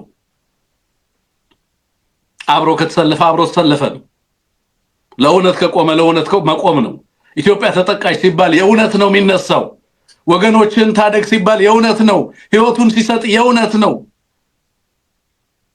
ጠብም ሲያደርግ የእውነት ነው በገንዘብ አታስገባውም በአማራ ታሪክ ውስጥ በቁጥር በጣት የሚቆጠሩ ልጆች ናቸው ላገዛዝ እየሰጡት በቅርብ ጊዜ እነማን ተስብዬ ስማቸው መጥራት ስለምትጠየፍ ነው የለም በታሪኩ እንደዚህ አይነት ነገር የወጣለት ዓላማ ነው አንሙት የወጣለት ዓላማ እውነት ካልሆነ አትወጣም እኔም በዚህ ትግል ውስጥ እዚህ ሚዲያ ላይ ወጣሁት የእውነት ስለቆምኩ ምንም ሌላ ተጨማጭ ላሳካም ፈልገው የግል ኢጎ የለም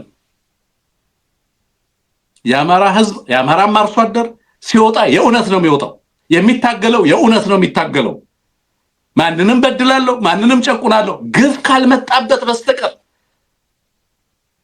የመጨረሻ ክፉ ዘመን ካልመጣ በስተቀር ወደ አገዛዝ ራሱን እና አገዛዝን ከጥቃት ይጠብቃል እንጂ ወደ አገዛዝ አይተኩስም የመጨረሻ እህል ውሃ መቆራረጡን ካላረጋገጠ በስተቀር እነዚህ አርሶ አደሮች ራሳቸውንና ሀገሪቱን መታዘብ ከዛ አልፈው የዓለም አቀፉ ማህበረሰብ እንዴት ፈቀደለታል እንዴት ምርጫ እንዲያደርግ ፈቀደለት እንዴት ሰልፍ ተርታ እንዲገባ እንዴት ፈቀዱለት ሲሉ ተሰማለህ አንሙት ይጨርሳችሁ ብለው ነው የፈቀዱለት ይላሉ አሁን ይሄ ባይዘወይ የዚህን ኢፒስቴም የዚህን ዕውቀት መሰረት question ስታደርግ ነው የሚገባህ ምን አይነት ማህበረሰብ እንደሆነ these are very critical questions እኛን ጠይቀው እኔና አንተ ዓለም አቀፉ ማህበረሰብ ይጨርሳችሁ ብሎ ነው ይሄንን ግለሰብ ድጋሚ ምርጫ እንዲወዳደር የሚፈቅድለት look even not only ኢትዮጵያ ውስጥ ያለው ፖለቲካ እንዴት እንደሚሰራ የዓለም አቀፉ ማህበረሰብና በኢትዮጵያ ፖለቲካ ውስጥ ያለውን ተጽዕኖ ጭምር ይረዳሉ አርሶ አደሮቹ የምርጫ ሂደትም ክሬዲቢሊቲው ከኢትዮጵያም አልፎ በዓለም አቀፉ ማህበረሰብ ዘንድ በንጽህና መታወቅ ያለበት መሆኑን ይገነዘባሉ እና በጣም የሚያስደንቅ ነገር ነው እንዳልከው ስሜታዊ የሚያደርግ ነው ግን ስሜታዊ የምንሆነው ምንድነው በርግጥም ህዝባችን ኢምፓወርድ ሆኖ እንዲናገር መብቃቱ ነው ሚዲያ ሳንሰጠው ድምጹን ሳንሰማ ጥቃቱን ሳንረዳለት መከራውን ሳንጋራው እና ይሄ ትግል ሂደቱ በራሱ ነፃ አውጪ ነው ውጤቱ ብቻ አይደለም የህዝባችን ህይወት እና አስፓይሬሽን የሚቀይረው ሂደቱ በራሱ ተቋም ይገነባል ሂደቱ በራሱ አርሶ አደሩን ይገነባል ዕውቀቱን ይገነባል የዕውቀት መደላድል የህዝብ ንቃትን ይፈጥራል ይሄ የህዝብ ንቃት ነው ትግሉን ከግብ የሚያደርሰው ነው አንሙት ይሄ የህዝብ ንቃት ነው የማህበረሰባችንን ህይወት ነገ ላይ የሚቀይረው ቅድም አንተ እንዳልከው ይሄ አርሶ አደር ዛሬ ማዳበሪያን የጠየቀው አገዛዙ ማዳበሪያም ሊያቀርብ እንደማይችል ለሰላምና ደህንነቱ ዋስትና መስጠት እንደማይችል ተገንዝቧል ነገ ላይ ግን የሚጠይቀው እሱን ብቻ አይደለም በምርጫ ሂደት ውስጥ ተሳታፊ መሆን እንዳለበት፣ መራጭም ተመራጭም አስመራጭም ራሱ መሆን እንዳለበት፣ የስልጣን ባለቤት እሱ መሆኑ በኢትዮጵያ ፖለቲካ ታሪክ ውስጥ ህዝብን ማዕከል ያደረጉ የፖለቲካ ሂደቶችና ለውጦች ሽግግሮች አልነበሩም። ማንሙት ህዝብ ሚናው ካኖን ፎደር መሆን ብቻ። ልሂቃን የህዝብ ለውጦችን ይጠልፋሉ፣ አርሶ አደሩ በነበረው ህይወት ይቀጥላል። ያ እንዳይደገም ህዝባችንን ኢምፓወር እያደረግን እነዚህ ልምምዶች በመላ ኢትዮጵያ ውስጥ ነገ ላይ የሚተገበሩ ናቸው። ዛሬ እንምለው ምንድነው እዛ ላይ የሚደረጉ በእነዚህ መድረኮች የሚደረጉ እያንዳንዱ በህዝብና በአመራሩ መካከል ያለው ግንኙነት አንሙት ዛሬ ፖሊሲዎችን የምንፈትሽበት ነው፣ ህጎችን የምንፈትሽበት ነው፣ አዋጅን የምንፈትሽበት ነው። ፖሊሲ የሚወጣው ነገ 4 ኪሎ አይደለም። 4 ኪሎ ጭንቅላት ነው፣ አስተሳሰብ ነው። መንግስትነት በአንተና በህዝብ መካከል ባለ መስተጋብር የሚወሰን ነው እንጂ 4 ኪሎ የሚገኘው ቤተ መንግስት ውስጥ መግባት መውጣት አይደለም። 4 ኪሎም የመጣው ምኒልክ ነው። ላስታም ጎንደርም አክሱምም ነበር መንግስትነት። ነሰር 4 ኪሎ አይደለም፣ ጭንቅላት ነው ማተር የሚያደርገው። ህዝብ ነው የስልጣኑ ባለቤት፣ 4 ኪሎ አይደለም የስልጣኑ ባለቤት። የአማራን ህዝብ ልብ ማሸነፍ፣ የኢትዮጵያን ህዝብ አስተሳሰብና ልብ ማሸነፍ ነው ለመንግስትነት የሚያበቃው። ለዛ ነው አርሶ አደሩ ላይ የምንሰራው የሚለውን ነገር እንድትገነዘብ የሚያስችል ነው።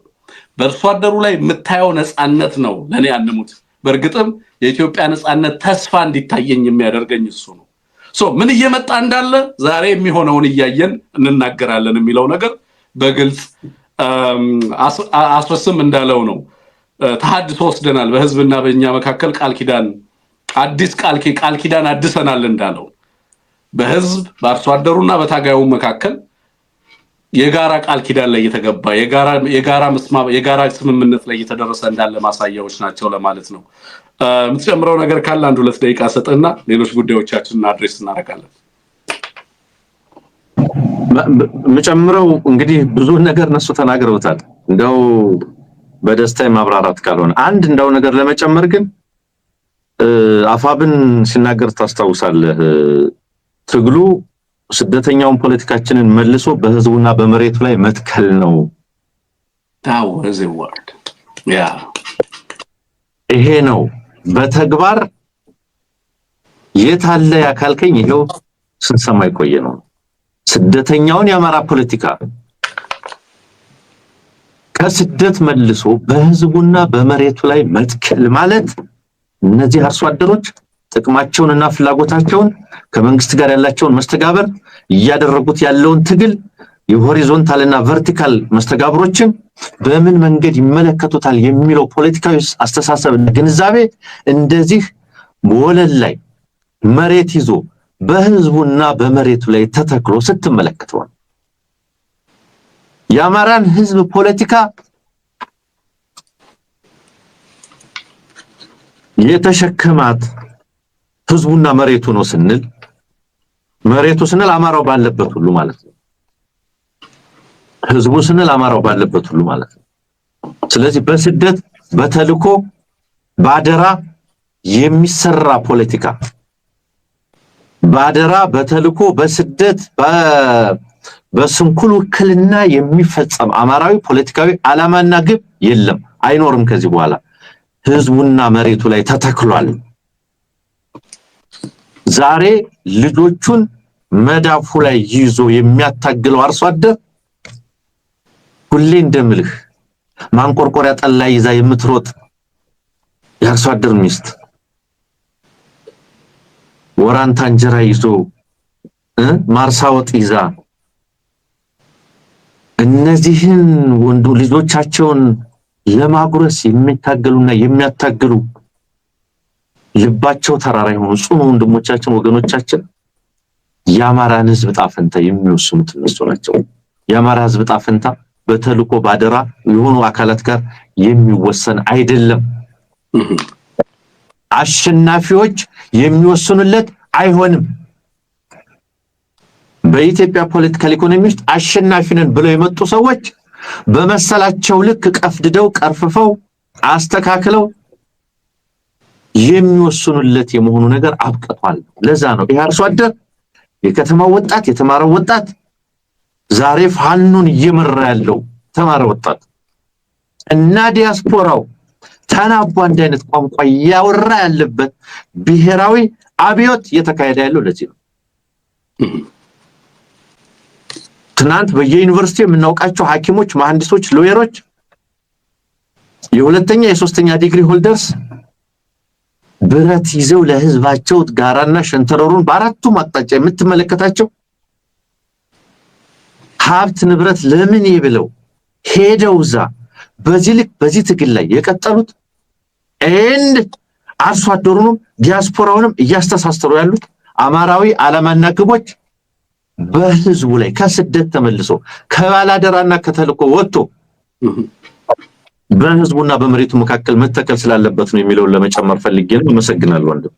አመሰግናለሁ አንሙት። እንትን ነው ኢንትረስቲንግ ነው። ስሜታዊ እንዳላችሁት የሚያደርግ ነው። በተቻለ መጠን እንግዲህ እሱን ለመቀነስ ሞክራለን። የፋኖን ውለው አፕዴት ታደርገናለህ አንሙት። ምን አዲስ ነገር አለ? ምን ሲሰራው አለ? በአንድም በሌላ መንገድ አሁን የምናነሳቸው ነገሮች ከዚሁ ከአፋብን ጋር የተገናኙ መሬት ላይ የሚሰሩ ስራዎች አካል ነው። ከነዛ ፖለቲካዊ እንቅስቃሴዎች ህዝብን ሞቢላይዝ ከማድረግ እና ህዝብን መልሶ ከመትከል ቀደም እንዳልከው አንተ ያነሳው ኢንትረስቲንግ ተርም ነው። መልሶ ሪኢንስቲትዩት ማድረግ ህብረተሰቡ ዳግም ራሱንና መብቱን ሪክሌም እንዲያደርግ ሀገሩን ኦውን እንዲያደርግ ተቋማቱን ኦውን እንዲያደርግ የሚያስችል ይሄ በእርግጥም ሬኔሳንስ ነው፣ ትንሣኤ ነው ለኔ። ከዛ ባሻገር ግን በተግባር ደግሞ የጸረ አገዛዝ ትግል ቀጥሏልና ጎን ለጎን እንግዲህ ማህበረሰብን ከማንቃትና በእውቀት ከማስታጠቅ ባሻገር ያሉ እንቅስቃሴዎች ምን ይመስላሉ አንሙት፣ እነሱ እናነሳለን። በተለይ በዚህ በአውሮፓ ህብረትና የዩኬ መንግስት ያወጧቸው የትራቭል አድቫይዘሪ ያለ ማስጠንቀቂያ ነገሮችም አሉ። ምንድነው ሰሞኑን እያየን ያለነው?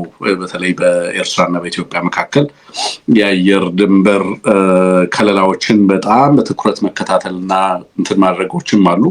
አንዳንድ በረራዎች እንዲመለሱ ሁሉ እስከ ማድረግ እየተደረሰ እንዳለ ነው እየሰማን ያለ ነው። አለርት ውስጥ ገብተናል ነው የሚሉት አንዳንድ የአውሮፓ ሀገራት። የምን አለርት ነው ያለው የሚለውን እናነሳለን። ከዛ በፊት ግን የዚህ የአፋብንን ውሎ መሬት ላይ ያሉ ውሎች መረጃዎች ካሉ ትንሽ ሐሳብ አጋራንና ወደ ሌሎች ጉዳዮቻችን መለፍ። መልካም እንግዲህ ስናወራው ከነበረው ነገር ብዙ የራቅ አይደለም እውነት ለመናገር። ይሄ ነገር ግን በጣም ተጠናክሮ መቀጠል ያለበት ነው። ምዕራብ ጎጃም ቋሪት ወረዳ የሚንቀሳቀስ የአባት አርበኞች ሻለቃ አንሙት። የት ነበር የተወለድከው? ጣሊያ ምን ነበር ስሙ?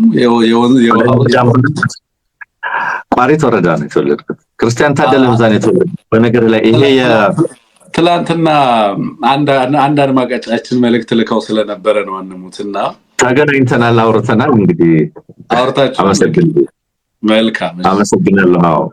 በነገር ላይ ክርስቲያንም ቋሪት ነው የተወለደው። ለዛ ነው የአባት አርበኞቹ ሻለቃ እንግዲህ እነዚህ አባት አርበኞች ማለት ቅድም እንመለከታቸው ናቸው። ተመልከት። ስለዚህ በክርስቲያን ታደለ ስም የተሰየመ የአባት አርበኞች ሻለቃ ተመስርቷል እዛው ቋሪት ማለት ነው። አደረጃጀቱን በማጠናከር ለማንኛውም ኦፕሬሽን ግዳጆች ሙሉ ለሙሉ ዝግጁ ነኝ ማለቱን የተመለከተ መረጃ አንደኛው ከቴዎድሮስ የደረሰን ነው።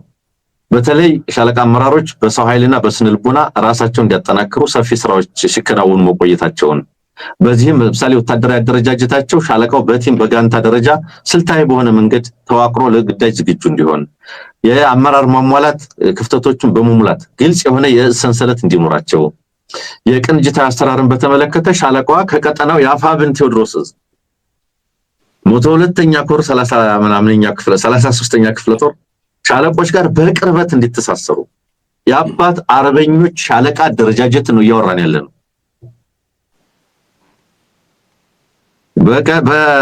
በቅንጅታዊ አሰራር ከፋኖ መዋቅር ጋር ተቀናጅተን እንሰራለን። ግልጽ አሰራር አበጅተው አመራር አበጅተው ተዋረዳዊ ይህንን የመሰለ ነገር እየተሰራን ያለው እነማን? አባት አርበኞች የግል ትጥቅ ያለንን አደራጁን ሲሉ የነበረው ለዚህ ነው። ይሄ ማለት ምንድን? ይሄ ፖፑላር ዋር ነው። ይሄ ትግል ህዝባዊ ትግል ሁለንተናዊ ነው። ይሄ በድጋፍ ረገድ የምትመለከት ይሄን የመሰለ ነው። በውጊያ ብቻ አይደለም። ያን ጊዜ አብይ አህመድ ሰራዊት ምኩራራበት የነበረ ጥቁር ክላሽ ለአማራ አርሶ አደር ደርሷል በጀግኖቹ ምት። ያንን ጌታቸው ረዳ ይስቁበት የነበረ ቤልጂክ አልቢን የሚባል የቀድሞ መሳሪያ የለም። አሁን ጥቁር ክላሽ ሆኗል አርሶ አደር የታጠቀ። ስለዚህ አርሶ አደር ራሱን ያደረጀ ነው። እዚህ መሃል ነው እንግዲህ አረጋ ከበደ ሚሊሻ መልምሎ ለአብይ አህመድ የጥይት ማብረጃ ሊያሰማራ የሚሰራው ሄዶ ወደብ የሚያስመልስ ሰራዊት ሊመለምል የሚፈልገው አርሶ አደሩ እንዲህ እየተናገረ ይሄንን ለመስማት የማይችሉ እኔ ኢህአዴግ ቤት ተነክረው ነው ያደጉት። መቼ ለይስሙላም ቢሆን ስለ ህዝብ በብዙ መንገድ ሲባል ይታወቃል። ራስን እንዴት በዚህ ልክ ታታልለዋለህ? እኔ አረጋ ከበደና ካቢኔውን ቢሆን ህዝባችን እንዲህ ነው እየተናገረ ያለው፣ ወንድሞቻችን እንደዚህ አይነት ነገር ላይ ናቸው፣ ከዚህ አገዛዝ ጋር አንቀጥልም ብለው ህዝባቸው ጋር ቢገቡ እዚህ ትግል ውስጥ ቢገቡ ያንን ዋጋ ለመክፈል ዝግጁ ናቸው። አንሙት እነሱ ጭንቅላታቸው እሱን ለመክፈል መዘጋጀት ነው። እንግዲህ ይሄው አርሶ አደር እየከፈለ አይደል? ይሄው የኢትዮጵያ ወጣት እየከፈለ አይደል?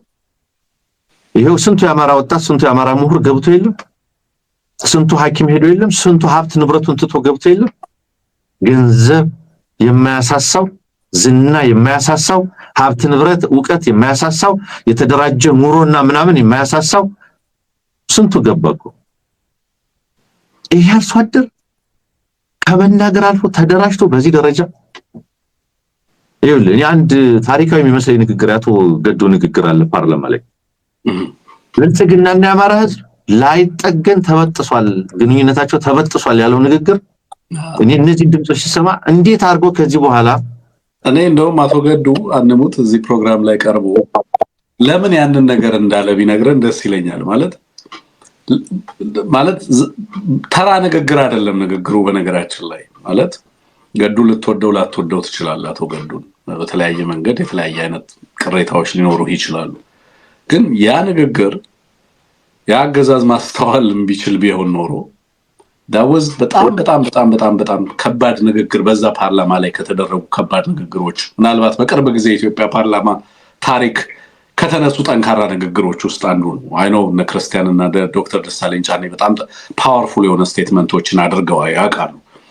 ግን ከአገዛዙ ውስጥ ሆነ የአገዛዙ መዋቅር አካል ሆነ እንደዛ አይነት ንግግር አሁን ማየው ነገር ቀደም እኔም ያርሶ አደሩ ንግግር ስሰማ መንግስት ጋር ከተገናኘን አይተነውም አናውቅም አለ ወይ ደህና ነው ወይ እያሉ ሲጠይቁ ተራራ ላይ ከተንጠለጠለና መድፍ ሰቅሎ በመነጽር ወደታች ከሚያየን ያገዛዙ ወታደር ውጪ አገዛዝ የሚባል አለ ወይ የሚለውን ነገር ሲያነሱ ስትሰማ በእርግጥም በዚህ አርሶ አደርና በዚህ አገዛዝ መካከል ያለው ግንኙነት መቆረጡን የምትሰማ ነው።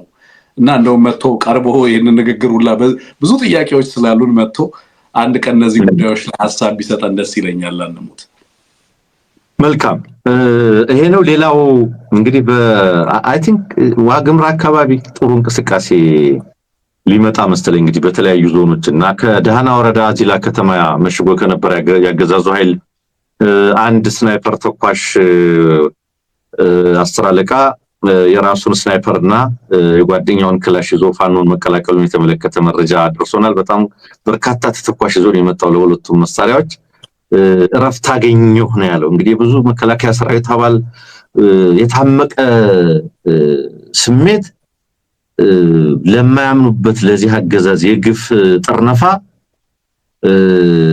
ከህዝብ ጋር መዋጋት እና ሲወጡ ደስታቸው እረፍት ማግኘት ነው ትልቁ ስሜት እና እረፍት አገኘሁ በሚል መናገሩን የተመለከተ መረጃ ተልኮልናል።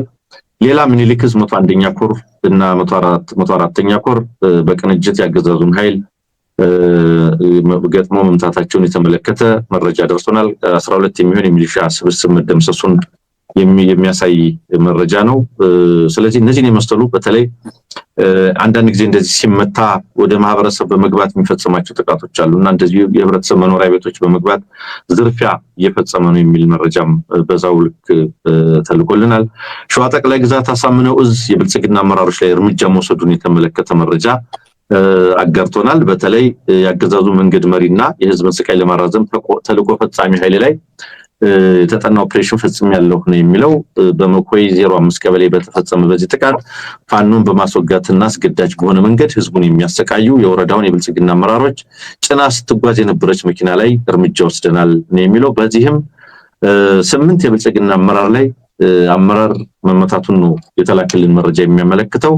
ጥቃቱ የደረሰባቸው አመራሮች በ3 አምቡላንስ ተጭነው ለህክምና ወደ ደሴ ተወስደዋል ሲል ነው መረጃውን ይላከልን። ከሞላ ጎደል በጣም በርካታ ጉዳዮች አሉ። ነገር ግን ዜና ኢቢሲ ዩቲዩብ ገጽን ስትገቡ በጣም በርካታ የፋኖ የሆኑ መረጃዎችን ስለምታገኙ ተመልካቾች እሱን እንድትከታተሉ ለመግለጽ እንፈልጋለን። ብዙ ጊዜ በዚህ ዝግጅት ያው አንድምታዎችን ትርጉሞችን ስለምንመለከት ወደ ሌሎች ርዕሰ ጉዳዮች ልንገባ እንችላለን። ትንግርት ያ በምስራቅ አፍሪካ ቀጠና ከባድ ውጥረት አለ።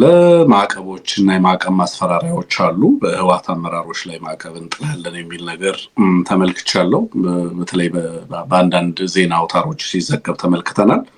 ከዛ ውጪ በኢትዮጵያና በኤርትራ ድንበር አካባቢ በተለይ በኤርትራና ኢትዮጵያ ድንበር አዋሳኝ አካባቢ በ100 እስከ 125 ኪሎ ሜትር ርቀት በሚገኙ አካባቢዎች ላይ ማንም የእንግሊዝ ዜጋ እና የእንግሊዝ ተወላጆች ወደዛ አካባቢ ላይ እንዳይሄዱ ዝር እንዳይሉ ማስጠንቀቂያ ተላልፏል። ምክንያት የእንግሊዝ መንግስት የሚያነሳው በአካባቢው በኢትዮጵያና በኤርትራ መካከል ያለው ሁኔታ ከምን ጊዜውም በላይ በከፍተኛ አደጋው በከፍተኛ ሁኔታ ውስጥ ተመልሶ እዛ ድባብ ውስጥ መመለሱን የሚገልጽ ነው። እንግዲህ ከዚህ ጋር በተያያዘ አንሙት እንደውም ትላንትና አንዳንድ ኢንዲጎ የሚባል የህንድ አየር መንገድ በኤርትራ አድርጎ ወደ ኢትዮጵያ የሚያደርጋቸው በረራዎች እንዲቋረጡ በተለይ ደግሞ በሶስተኛ ወገን ካሪየርስ የሚባሉ አሉ። በአውሮፕላኖቹ የተመዘገቡበት ስያሜ ሌላ ነው፣ ኦፕሬት የሚያደርጋቸው ድርጅት ሌላ ነው። እንደዛ አይነት አውሮፕላኖች ሲመጡ በዛ አካባቢ ላይ የአየር በረራ ፍቃድ ተከልክለዋል። የተከለከሉበትንም ምክንያት የኤርትራ ባለስልጣናት ሲያብራሩ የአየር ደህንነት ጥበቃን በተመለከተ ምክንያቶች አንስተዋል። ከዛ ጋር ግን ሌሎች ሀገራት በተለያየ መንገድ የሚያወጧቸውን የአውሮፓ ህብረትም የእንግሊዝ መንግስትም ሌሎችም እያወጧቸው ያሉት ነገሮች በአካባቢው ላይ ውጥረት እንደ አዲስ እያየለ መምጣቱን የታደሰ ወረደ አስተዳደር እድሜ ማብቃቱን ተከትሎ በርካታ ነገሮች እዛ አካባቢ ላይ እየተንቀሳቀሱ እንዳሉ የሚያሳይ ነው። የሱዳን ጦር እንደምታውቀው ቀደም አንዳንድ መረጃዎችም ሳጋራህ ነበር። ኩርሙክ የሚገኘውን በኢትዮጵያ ግዛት ውስጥ ያሉ በአርኤስኤፍም ኤስፒኤልኤም ኖርዝ የሚባሉ ታጣቂዎችም እዛ አካባቢ ያሉ ኢትዮጵያ ላይ ከፍተኛ በደል እየፈጸሙ ነው ያሉት። ከዛም ባሻገር የሱዳን ጦር ትናንትና ከትናንት ወዲያ እያደረገ ያለውን የወታደራዊ ጥቃትን በተመለከተም የደረሰውንም ጉዳት በተመለከተ እየሰማን ነበር የነበረው። ዛሬም በርካታ ነገሮች አሉ። አንሙት እንግዲህ በዚህ በኤርትራና በኢትዮጵያ መካከል ያለው ውጥረት ወደ ጦርነት ሊያመራ ይችላል የሚል ማስጠንቀቂያ ነው የእንግሊዝ መንግስት የገለጸው። ከምን ጊዜውም በተለየ መንገድ ነው ይሄንን ማስጠንቀቂያ እንግሊዞች ያወጡት። የአውሮፓ ህብረት ደግሞ በትግራይ ያለውን ሁኔታ በቅርበት እየተከታተልኩ ነው የሚል እና ፕሪቶሪያን እና ወደ የፕሪቶሪያ ስምምነትን ለመጣስ የሚደረግ እንቅስቃሴ ተቀባይነት የሌለው በመሆኑ ሁለቱም አካላት ዲስካሌት እንዲያደርጉ እንጠይቃለን የሚል በትኩረትም ጉዳዩን እየተከታተል ነው የሚል ነገር አንስተዋል። በሱዳን ኳርትሌት የሚባሉ እነዚህ አራቱ ሀገራት ሳውዲ አረቢያ፣ ግብጽ፣ አሜሪካና ዩኤኢ የነበሩበት የአራቱ የአሸማጋይ ሽማግሌዎች ወይም አደራዳሪ ተብሎ ከፕሬዚዳንት ትራምፕ መምጣት በኋላ ለሱዳን ሰላም እንሰራለን የሚሉ አካላት ነበሩ። እንደምታውቀው እነዚህ አራት ሀገራት አሁን በመካከላቸው ከባድ ውጥረት መፈጠሩን ሰምተናል። በተለይ በዩናይትድ አረብ ኤምሬት እና በግብጽ መካከል ግልጽ የሆነ ጠብ መምጣቱን፣ በሳውዲ እና በዩኤኢ መካከል ድጋሚ እንደዚሁ ጸቡ ማገርሸቱን፣ በዚህም ዩኤኢ ዩናይትድ አረብ ኤምሬት ከዚህ ከኦፔክም ጭምር መውጣቷን ሰምተናል። ከዚህ ጋር ተያይዞ ኦማን ወደ አደራዳሪነት ተመልሳ ለመምጣት በተለይ ደግሞ በአልቡርሃን እና በዩናይትድ አረብ ኤምሬት መካከል እሸመግላለሁ ስትል ጣልቃ ገብታለች። የኦማኑ ሱልጣን ሃይታም ቢን ታሪክ አልሳይድ በዚህ ጉዳይ ላይ ጣልቃ ገብቻለሁ የሚል ነገር እያነሱ ነው ያሉት። የሱዳንም ሁኔታ ቀጠናው ላይ ያለው ነገር በጣም እየተጋጋለ ነው የምንመለከተውና ምንድነው የምታየው? በተለይ በእንግሊዝና በአውሮፓ ህብረት መካከል የሚወጡ ማስጠንቀቂያዎች አለርት ነው በየጊዜው እያወጡ ያሉት ከትናንትና ጀምሮ የነበረው ሁኔታ ስንከታተልና አዲስ ነገር አለ ወይ? አዲስ እንቅስቃሴዎች አሉ ወይ? የሚጠበቁ ነገሮች አሉ ወይ? ከታደሰ ተርም ማብቃት ጋር ተያይዞ ዛሬ አርብ ነበር የተቀመጠው። ከዛ ጋር ተያይዞ የምትነግረን ነገር ካለ አንሙት። ምናልባት ቀጠናው ላይ ያው ሁልጊዜም ተከታታይ ነገሮች እያቀረብን ስለሆነ ብዙ ለውጦች አሉ፣ ብዙ እድገቶች አሉ። በጣም በተደራጀ መንገድ አንድምታ እየሰጠን ልናቀርብ የምንችላቸው ጉዳዮች ናቸው። ከጠቀስከው ነገር መካከል ግን አንድ ትኩረት ልንሰጠው የሚገባው ምናልባትም ከአንድ የፋኖ አመራር ጋር እየተነጋገርኩ ነበረ። መረጃዎችና እዛ ሁኔታውን ሊያስረዱ የሚችሉ ሰዎች በተለይ ኩርሙክ ወረዳ ላይ እየተፈጸመ ያለውን ጥቃት በተመለከተ በጣም አሳሳቢ ሁኔታ መኖሩን 2 ደብዳቤዎች ከአካባቢ ማህበረሰብ ወጥተዋል። አንደኛው ለዓለም አቀፍ ማህበረሰብ ለሰብአዊ መብት ተቋማት የወጣ ነው። አንደኛው ደግሞ ለመንግስት እንግዲህ ለአብይ አህመድ እያለ የሚጠቁም መረጃ ነው። አካባቢ ማህበረሰብ ማለት ነውና በጣም ከፍተኛ የሆነ ጥቃት እየተደረሰ አስተቃቂ ጥቃት እየደረሰብን ነው የሚሉት። ይሄ ጥቃት ቅድም እንዳልከው በአርኤስኤፍ እና ኤስፒኤልኤም ኖርዝ በሚባሉ ታጣቂ ኃይሎች እየተፈጸመብን ነው የሚሉት። የንጹሃን ጭፍጨፋና ጾታዊ ጥቃት በኩርሙክ ወረዳ እንግዲህ ታስታውሳለህ ወደ 12000 ኢትዮጵያውያን ተሰደዋል። እዚያ ቀጠና ላይ በተፈጠረው ግጭት የተነሳ 12000 ያህል ኢትዮጵያውያን ተሰደዋል የሚል ዓለም አቀፍ ሚዲያዎች ዘገባዎች ባለፈው ስናቀርብ ነው የነበረው። አሁን እዛው ኩርሙክ ብሉ ናይል ስቴት ወደዛ አካባቢ የሄዱ ኢትዮጵያውያን የጥቃት ሰለባ መሆናቸውን የሚያሳይ ነው። ግድያዎች አሉ፣ ሴቶች ላይ ጾታዊ ጥቃቶች አሉ። ስለዚህ አንደኛው የንጹሃን ጭፍጨፋና ጾታዊ ጥቃት እየተፈጸመብን የሚል ነው። የንብረት ዘረፋ በተለይ የማህበረሰቡ ሀብት የቀንድ ከብቶች በታጠቁ ኃይሎች በኃይል እየተዘረፉ ነው የሚል ነው። የኢኮኖሚ ሽብር አለ። በተለይ የውጭ ታጣቂዎቹ በምግብ ቤቶችና በሆቴሎች ውስጥ ገብተው ኢትዮጵያውያን ኦውን በሚያደርጓቸው የኢትዮጵያውያን በሆኑ ምግብ ቤቶችና መጠጥ ቤቶች ማለት ነው እነዚህ ታጣቂዎች ገብተው በነፃ በመጠቀም ወይም ተጠቅመው አልከፍልም በማለት ክፍያውን አብይ አህመድና መንግስት ይክፈላችሁ በማለት ዜጎቹን በማስገደድና በማዋረድ ላይ ናቸው የሚል መረጃ ነው የደረሰን። የመንግስት የጸጥታ መዋቅር መዳፈር ማለት በተለይ መሳሪያ በመንጠቅ በማገት የሀገርን የጸጥታ መዋቅርና ሉዓላዊነት የሚዳፈር የአሶሳ የቤንሻንጉል ክልልን ማለት ነው የክልሉን ታጣቂዎች ፖሊሶች እነዚህን የመሰሉትን በአዋሳኝ አካባቢዎች ላይ መሳሪያ መንጠቅ ማገት የሱዳን ታጣቂዎች ማለት ነው እነሱ ማለት ያመጣቸው እነዚህ እኮ የታወቁ ናቸው። ኤልፋሻር ያደረጉ ናቸው። ጃንጃዊድ በነበሩበት ወቅት ዳርፉር ምን እንዳረጉ ይታወቃል እኮ ዚዛር ጃንጃዊድ እኮ ናቸው። ዳጋሎ እኮ የጃንጃዊድ መሪ ነበር እኮ የዛ ፋክሽን አካል ነው እናውቀዋለን። ጃንጃዊድ ዓለም የተገረመበትን የዳርፉር ጄኖሳይድ የፈጸመ ነው። ስሙን ለውጡ አርኤስኤፍ ብሎ ሲመጣ አሁን ደግሞ በዚሁ ሲል ኤልፋሻር ላይ ዓለም ጉድ ያለበትን ነገር ፈጽሟል። አሁን ይሄ ኃይል በአብይ አህመድ የሚደገፍ ኃይል ነው። ኢትዮጵያውያን ስደተኞችን በዚያ ቀጠና የሚገኙትን አልፎ ተርፎ አዋሳኝ አካባቢዎች ላይ ባሉት ላይ እንዲህ ያለ ግፍ እየፈጸመ ነው ያለው። እንግዲህ በተቻለን አቅም እዚህ አካባቢ ላይ ያሉ ማህበረሰብ አባላት ተጎጂዎችንና ሌሎችን አግኝተን ዝርዝር መረጃዎችን ለማቅረብ እንሞክራለን። እንግዲህ የዚህ አገዛዝ ፕሮክሲ ተልእኮ ፈጻሚነት በዚያ ቀጠና ላይ ይህንን የመሰለ ሆኗል የሚለውን ማንሳት አስፈላጊ ስለሆነ ነው። እኔ የዚህ አውሮፓ ህብረት፣ የእንግሊዝ መንግስት፣ የአሜሪካ መንግስት፣ የተባበሩት መንግስታት እኔ ብዙ ጊዜ የለቅሶ ደራሽነት ባህሪ ያላቸው በእኔ አረዳድ የተለመደ ያቺ የፖዲየም ፕሮፓጋንዳ አለች። እየተከታተልነው ነው ለውጡን ይሏል። በከፍተኛ ስጋትና ትኩረት እየተከታተልነው ነው።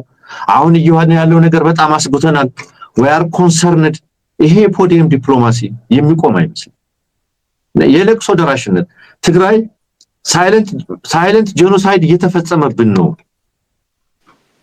ነዳጅ አይገባም፣ መድኃኒት አይገባም፣ ሸቀጣሸቀጥ አይገባም፣ ሰራዊት ተከቧል፣ የጦርነት ድራም ተከቧል፣ ምን በለው አጣን፣ ሰው በረሃብ እየሞተ ነው። ሳይለንት ጄኖሳይድ እየተፈጸመብን ነው። ቲፒኤልኤፍ ስንት ደብዳቤ ጻፈ። ዛሬ ነገሩ የመጨረሻው ጫፍ ላይ ደርሶ ፕሪቶሪያም አፈር በልቶ ሁኔታዎች ወደ መጀመሪያ ወደ ነበሩበት በተመለሱበት ሁኔታ ላይ በጣም አሳስቦናል ነው እያለ ያለው አውሮፓ።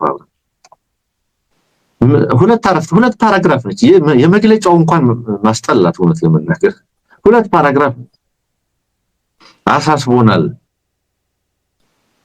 ምንድነው አሳስቦናል?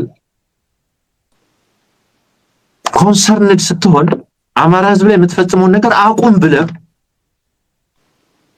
እርምጃ ተወስዳለህ እንጂ ያቆምከውን የበጀት የድጎማ በጀት ፈቅደህ በሳምንቱ የኢትዮጵያ ሁኔታ አሳስቦኛል ማለት ምን ማለት ነው? የሚገልበትን የድጎማ በጀት እኮ ነው የአውሮፓ ህብረት የለቀቀለት ለአብይ አህመድ። ይሄንን ብራሰልስ ላይ በደንብ የዲያስፖራ ሰዎች በሚቀጥለው ሰልፍ ላይ በደንብ ማሳየት ይገባል ብዬ ገምታለሁ። የበጀት ድጎማ ነው ታግዶ የቆየ የበጀት ድጎማ ነው የአውሮፓ ህብረት ለአብይ አህመድ የፈቀደው። ከዚህ በኋላ አሳስቦኛል ወደ ጦርነት መግባት አይገባችሁም የሚለው አማርኛ ምንን ለመግለጽ ይሆን? ኦሬዲ አማራ በ3 አመት ሙሉ ይሄ ሁሉ ጭፍጨፋ ሲደርስበት ምን እያደረጉ ነው ያለው? ምኑ ነው የሚያሳስበው? ጦርነቱ፣ ፍጅቱ፣ ረሃቡ ካላሳሰባቸው ምኑ ነው የሚያሳስባቸው? ቀጣይ አሳስቦናል የሚለው ምኑ ነው? በቃ ዝም ብላ ማለት የፕሮሲጀር ይመስለኛል፣ ዲፕሎማቲክ ፕሮሲጀር ይመስለኛል። ዲፕሎማቲክ ፕሮሲጀር ከሆነ አላውቅም። በቃ ልክ ጦርነት ሲጀምር ጦርነቱ አይቀሬ ሆኖ ልክ ሲፈረም ዲስከሌሽን በጣም ልታበርዱት ይገባል፣ ማስወገድ ይገባቸዋል። ዲስከሌሽን ሁኔታ ከማባባስ ተቆጠቡ የሚል ነገር ይመጣል። እየት ሀገሪቱ ውስጥ ያለው ጦርነት በተለያየ መንገድ ግን ይቀጥላል። ኢንፋክት ጦርነቱን ፋይናንስ የሚያደርግበትን በጀት ደጉመውት እሱ የሚያትመውን ገንዘብ ወደ ጦርነትና ጦር መሳሪያ መግዣ ይዞ እንዲሄድ ምቹ ሁኔታ ይፈጥሩለት። ሳንክሽን አድርገህ ጦርነት አቁም፣ ተነጋገር፣ ሰራዊት አስወጣ ማለት ሲገባ የሀገሪቱን የሰራዊት እንቅስቃሴ የሚሊተሪ ብሪፊንግ በየጊዜው እያገኙ የኃይሎችን አስተላለፍ በየጊዜው እየሰሙ በመላ ሀገሪቱ እንቅስቃሴ ወደ ኢትዮጵያ አትሄዱ የሚሉ መግለጫዎችን እያወጡ ባለበት ዲስከሌሽን ያስፈልጋል ብለህ ዛሬ ትመጣለህ። ነገር ቲፒኤልኤፍ እኮ ስንት መግለጫ ሲያወጣ ከረመ። ቆንጠጥ አድርገው ሁኔታዎችን ሲሪየስሊ ከሆነ የጋራ የሁማኒታሪያን የሰብአዊነት ዩኒቨርሳል የሆኑ ሰውን አብረው ሊያኖሩ በሚችሉ ህጎች፣ መመሪያዎች፣ መርሆዎች ላይ የሚገዛ ዓለም ልትፈጥር ከፈለክ ቆንጠጥ ሊያደርጉ የሚችሉ እርምጃዎች ሊወሰዱ ይገባ ነበር። በእርግጥም የሰብአዊነት ጉዳይ የሚያሳስብ ከሆነ አንሙት እንደ ሱዳን አይነት የሰብአዊነት የሁማኒታሪያን ካታስትሮፍ በምድር ላይ ታይቶ የማይታወቅ ነገር ሀፕን ሲያደርግ አርጀንሲውን አታይም አይደለም? ከነዚህ ሀገራት ማለት ሱዳን ውስጥ አሁን ሰላምን ለማስፈን የሚደረገውን ጥረት ስትመለከተው ዘገምተኛነቱ አያሳስብም? ማለት በእርግጥስ እዚህ አካባቢ ላይ ለቀጠናው ሰላም የሚጨነቁ ኃይሎች አይነው ኢንትረስት እንዳላቸው የአካባቢው ሰላም ግድ እንደሚላቸው በአንድም በሌላም መንገድ የነሱን ፍላጎት አፌክት እንደሚያደርግ ግልጽ ነው። ግን ሱዳን ላይ የሚሆነው ነገር ጦርነት በሌለባቸው ሁኔታዎች ህዝብን በጦርነት ሁኔታ ውስጥ እንዲቆይ ሲያደርግ አብይ አህመድ ኪሊንግ በሌላ መንገድ መግደል፣ ከጦርነት ውጪ ባሉ በሁሉም አማራጮች መግደል፣ መድኃኒት መከልከል፣ የሰብአዊ አቅርቦት ድጋፍ እንዳያገኙ ማድረግ፣ ብሎኬድ is another form of war። ብሎኬድ እኮ ጦርነት ነው አንሙት። ሌሎች ሀገራት በነገራችን ላይ just የዋር ሊትሬቸርን አንብቡ አድማጭ ተመልካቾቻችን። ብሎኬድ is war። አንድን ህዝብ ከንግድም ከምንም እንቅስቃሴ ገድበ ህዝቡ በረሃብ በበሽታ በመድኃኒት አቅርቦት ምናምን እንዲያ በጎረቤቶቹና ከጎረቤቶቹ ጋር ያለውን ግንኙነት ሁሉ ገድበ በጦርነትና በረሃብ እንዲያልቅ ካደረክ በኋላ የፕሪቶሪያ ስምምነት ሊጣስ ነው ሊጣስ አይደለም? አልቲሜትሊ ስምምነቱ ምንድነው ነው? ስምምነቱ የዚህን ህዝብ ሰላም፣ የዚህን ህዝብ ፖለቲካዊ ተውክልና፣ የዚህን ህዝብ የምግብና የሰላም ሁኔታ መልሶ የማቋቋም ሁኔታ ካልሆነ ሰላም ሁኔታው ምንድነው? ሰላም ነው አሁን የፕሪቶሪያ ስምምነት ወረቀቱ ነው? is it the spirit of the letter? የሌተሩ ስፒሪት ነው ማተር የሚያደርገው ወይስ actually የትግራይ ህዝብ ላይ ወይ አማራ ህዝብ ላይ የሆነ ያለው ነገር ነው ማተር የሚያደርገው? እኔ ሊያሳስብ የሚገባው የቀጠለው ጦርነት ነው። ምን አይነት ጦርነትስ ነው ኤክስፔክት የሚያደርጉት? አሁን ትግራይ ላይ አብይ አህመድ ምን አይነት ጦርነት ነው አሁን ከሚያደርገው የተለየ ምን አይነት ጦርነት ያውጃል? አሁን ያለው ሁኔታ ከጦርነት በምን ይለያል? ብሎኬድ አይደለም ወይ? ቅድም አንሙትም ስታነሳ የነበረው ነገር አማራ ላይ ያለው ጦርነት ከዚህ ውጪ በምን መንገድ ሊፈነዳ ይችላል? ጦርነት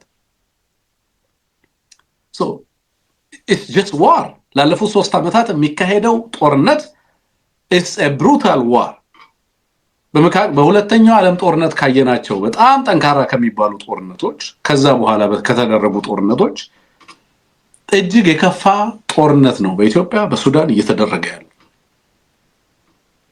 በጣም በርካታ ህዝብ ነው የሚያልቀው። ጦርነቱ አንድ አይነት ብቻ አይደለም። እያንዳንዱን ነገር ዊፐናይዝ አድርጎ ህዝባችንን የሚያጠቃ አገዛዝ ነው የተነሳው። የሰብአዊ አቅርቦት ድጋፍ ይከለክላል። በከተማ ያለውን የንግድ እንቅስቃሴ የፋይናንስ አገልግሎት እንዳያገኝ፣ የትራንስፖርት አቅርቦት እንዳያገኝ፣ ማዳበሪያ እንዳያገኝ፣ ያመረተው እንዲቃጠል፣ ያረሰው እንዲቃጠል፣ ትምህርት ቤቶቹን ያወድማል፣ ሆስፒታሎቹን ያወድማል፣ ህክምና እንዳያገኝ ዶክተሮቹን አድኖ ይገላል፣ ባለሀብቶቹን ያሰድዳል፣ ጋዜጠኞቹን ይገላል። ይሄ ሁሉ ጦርነት ነው። የኮንሰርናቸው መቼ እንደሚመጣ አይገባኝም።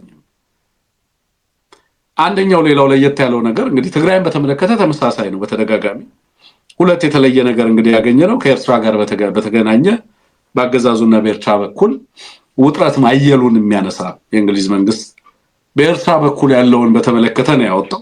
በኢትዮጵያና በኤርትራ ድንበር አካባቢ ላይ ያለውን ሁኔታ ያነሳል። ግን በኤርትራ በኩል እና ዜጎቹ ወደ ኤርትራ የሚያደርጓቸውን በረራዎች እንዲሰርዙ በኤርትራና በኢትዮጵያ ድንበርና አዋሳኝ አካባቢዎች ላይ እንደዚሁ ጦርነት ሊቀሰቀስ ይችላል የሚል ስጋት ያየለ መሆኑን በግልጽ ያነሳል።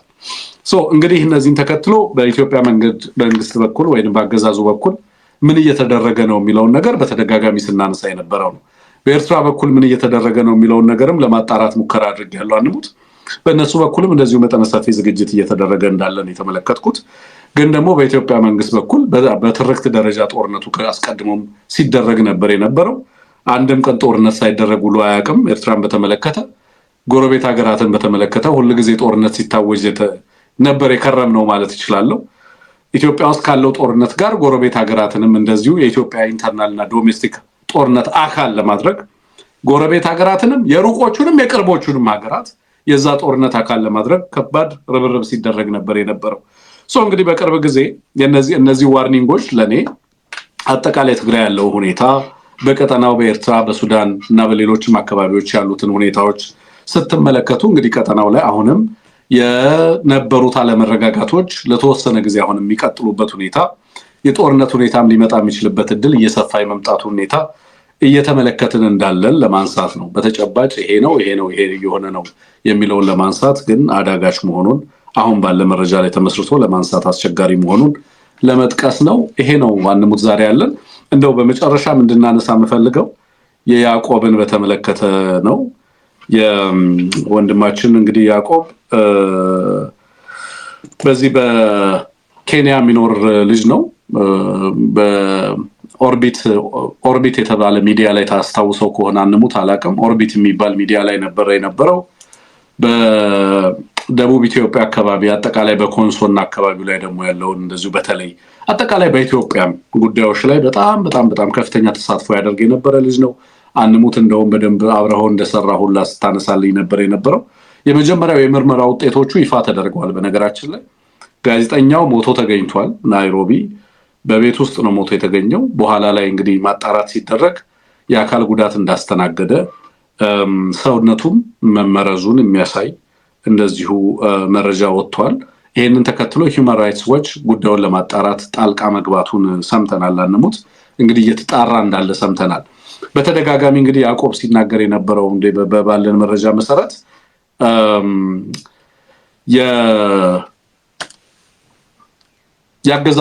ያገዛዙ የጸጥታ አካላት እና የደህንነት አካላት በሚኖርበት አካባቢ ላይ ከፍተኛ ማስፈራራት እና ዛቻ ያደርሱበት እንደነበረ በተደጋጋሚ ሲነሳ የነበረ ነው። ያዕቆብ ያታኒ ነው አንሙት ስለሱ ነው የምናወራውና እስኪ የተወሰነ ሐሳብ በዛ ላይ ማከለልን። ምንድነው በእርግጥም እንደዚህ አይነት ከሆነ ሞቱ በቀጥታ አገዛዙ በዚህ ውስጥ እጁ ሊኖርበት የሚችልበት እድል የሰፋ ይመስለኛል። እንግዲህ ይሄም ያገዛዙን አፈና ጥቃት በተመለከተ በተለይ በጋዜጠኞች ላይ የሚያደርሰውን ጥቃት እጅግ አሳሳቢ የሚያደርገው ይመስለኛል። ጉዳዩ ተጣርቶ በእርግጥም ይሄ አገዛዝ እጁ የሚኖርበት ከሆነ is very alarming በጣም የተለየ ዓለም አቀፋዊ ውግዘት ሊያስከትል የሚችል እንደሚሆን መገመት እንችላለን። ከቅርብ ጊዜ ወዲህ በተለይ ጋዜጠኞችን ታርጌት ያደረጉ አፈናዎች፣ ማሳደድ፣ ማሰር፣ ግድያዎች፣ ድብደባዎች ኢትዮጵያ ውስጥ በጣም ተጠናክረዋል። አሁን ደግሞ ድንበር እየተሻገሩ መምጣታቸውን የሚያሳይ ነውና እስኪ ሀሳብ ስጥበት። እንግዲህ ያዕቆብን በተመለከተ የናይሮቢ ላይ የአስክሬን ምርመራ መደረጉን የተመለከቱ ሪፖርቶች ናቸው ዛሬ የተነበቡት። በዚህም መሰረት በተለይ ያዕቆብ በሰውነት ውስጥ በሚሰራጭ መርዝ ሳይመረዙን የተመለከተ ማስረጃ የሕክምና ማስረጃ መገኘቱን የሚያሳይ ነው የወጣው ሪፖርት። ይሄ በዚህ የተነሳ እንግዲህ ጋዜጠኛው ጭንቅላት የቆዳ ስር የደም መፍሰስ እንዲሁም በሁለቱም ሳምባዎች ላይ የደም መፍሰስ መኖሩን አረጋግጧል ነው የሚለው። ይሄ እንግዲህ በተለይ በሰውነት የሚሰራጭ መርዝ ወይም ፖይዝኒንግ ልጁ ላይ እንደተፈጸመ የሚያመላክት ነው። በተለይ አንደኛው ዘገባ የሚያመለክተው ያዕቆብ በተደጋጋሚ ማስጠንቀቂያና ማስፈራሪያ ይደርሰው እንደነበረ ነው ዘገባዎች የሚያሳዩት። በተለይ መኖሪያ ቤቱ ድረስ በመሄድ ሁለት ወንዶችና አንዲት ሴት እሱን ለማጥቃት ሙከራ ማድረጋቸውን እና አካላዊ ጥቃት ለማድረግ ሙከራ አድርገውበት ሁሉ እንደሚያውቁ በተለያየ ጊዜ በጽሁፍ እና በተለያዩ ማህበራዊ ገጾች በአካልም በዚህ ደረጃ ዛቻ ይደረግበት እንደነበረ የሚያመለክቱ መረጃዎች ናቸው የወጡት። እንግዲህ በተለይ ይህንን ተከትሎ ያዕቆብ ለተባበሩት መንግስታት የስደተኞች ጉዳይና ለኬንያ ብሔራዊ ፖሊስ ኃይል ሪፖርት አድርጎ እንደነበረ ለህይወቴ ይሰጋል የሚል ጥያቄ አቅርቦ እንደነበረ የሚመለከት ማስረጃ አለ። ነገር ግን በዚያ ረገድ ምንም አይነት ጥበቃ ሳይደረግለት ህይወቱ እስከ ማለፍ ድረስ መድረሱን የሚመለከት ነው። እንግዲህ ይህንን ያደረገው ማን ነው? እነዚህ አካላዊ ጥቃት ሊያደርሱበት የሄዱት እነማን ናቸው? ማስፈራሪያና ዛቻ እያደረገ ያለው አካል ማን ነው? በምን አይነት ዓላማ ነው? በምን ተልእኮ ነው የሚለው ነገር ሄዶ ከዚህ የተነሳ ምንድነው የደረሰበት ልጁ ምንድነው የተፈጸመበት የሚለውን መጨረሻውን እንግዲህ ወንጀለኛውን አካል ይፋ ይደረጋል ብለን እንጠብቃለን። ለወንድማችን ነፍስ ይማር ነው የምንለው። ድንበር ዘለል አፈናዎች በከፍተኛ ደረጃ ማደጋቸው በግልጽ በዚህ አገዛዝ ሲነገር የነበረ ነው። በተለያዩ ሀገራት ፖሊስ ኃይሎች ጋር በሙሉ ትብብር ተብሎ ሲወራ እንዲህ አይነት አፈናዎችን ለማካሄድ የሚደረጉ መሆናቸውን ተደጋጋሚ ስንሰማ ነበርና እንግዲህ የመጨረሻው ውጤት ለመስፋት ያብቃል። አሜን። እንግዲህ ለቤተሰቦቹ፣ ለመላ ኢትዮጵያውያን፣ ለአድናቂዎቹ፣ ለደጋፊዎቹ፣ ለመላ የኮንሶ ህዝብ መጽናናትን እንመኛለን። ያዕቆብ በጣም ጎበዝ፣ ደፋር እና ላመነበት ነገር ወደ ኋላ የማይል ጎበዝ ታታሪ ጋዜጠኛ ነበር። በኢትዮጵያ ጉዳይ ላይ በጣም በአማራ ጉዳይ ላይ በጣም በርካታ ነገሮችን መልእክቶችን ወደኛም ጭምር ይልክ ነበር። የአማራ ጉዳይ በጣም የሚያሳስበው እንደነበረም በተደጋጋሚ በጽሁፎቹ ማረጋገጥ ችያለሁና በጣም እናዝናለን። እንግዲህ እንበርታ ለማለት ነው። የዚህን አገዛዝ አፈናና ግድያን በተመለከተ ማንንም የትኛውንም አካል ወደኋላ እንዳያስቀር ለማድረግ ሁሉም ህዝብ እንግዲህ ርብር ማድረግ ይኖርበታል የሚለውን ለማንሳት ነው። አንሙት ለነበረን ቆይታ ከልብ ነው ማመሰግነው። እንግዲህ በሳተላይትም በመላ ዓለም ሆናችሁ የኤቢሲን ፕሮግራም ወይንም የአማራ ብሮድካስት ሴንተር ፕሮግራሞቻችንን ስትከታተሉ የነበራችሁ የዕለቱ ፕሮግራማችን ይህን ይመስላል። ነገ በሌላ ፕሮግራም ተመልሰን እንመጣለን። ሌሎች ቀሪ ፕሮግራሞቻችን በአማራ ሰዓት የምትከታተሉ ቀጥታ ፕሮግራሞቻችን የሚቀጥሉ ነው የሚሆነው። መልካም ቆይታ ይሆንላችሁ። ስቲከር ገዝታችሁ ኤቢሲን እያበረታታችሁ ሲደመር 1723093725 ላይ ካሻፕ እና ዜልንም እንደዚሁ በመጠቀም ኤቢሲን የደገፋችሁ ካላችሁ ሁላችሁንም ከልብ እናመሰግናለን። ለነበረን ቆይታ በድጋሚ እያመሰገንኩ ባላችሁበት መልካም ጊዜ ይሆንላችሁ። ጤና ይስጥልን።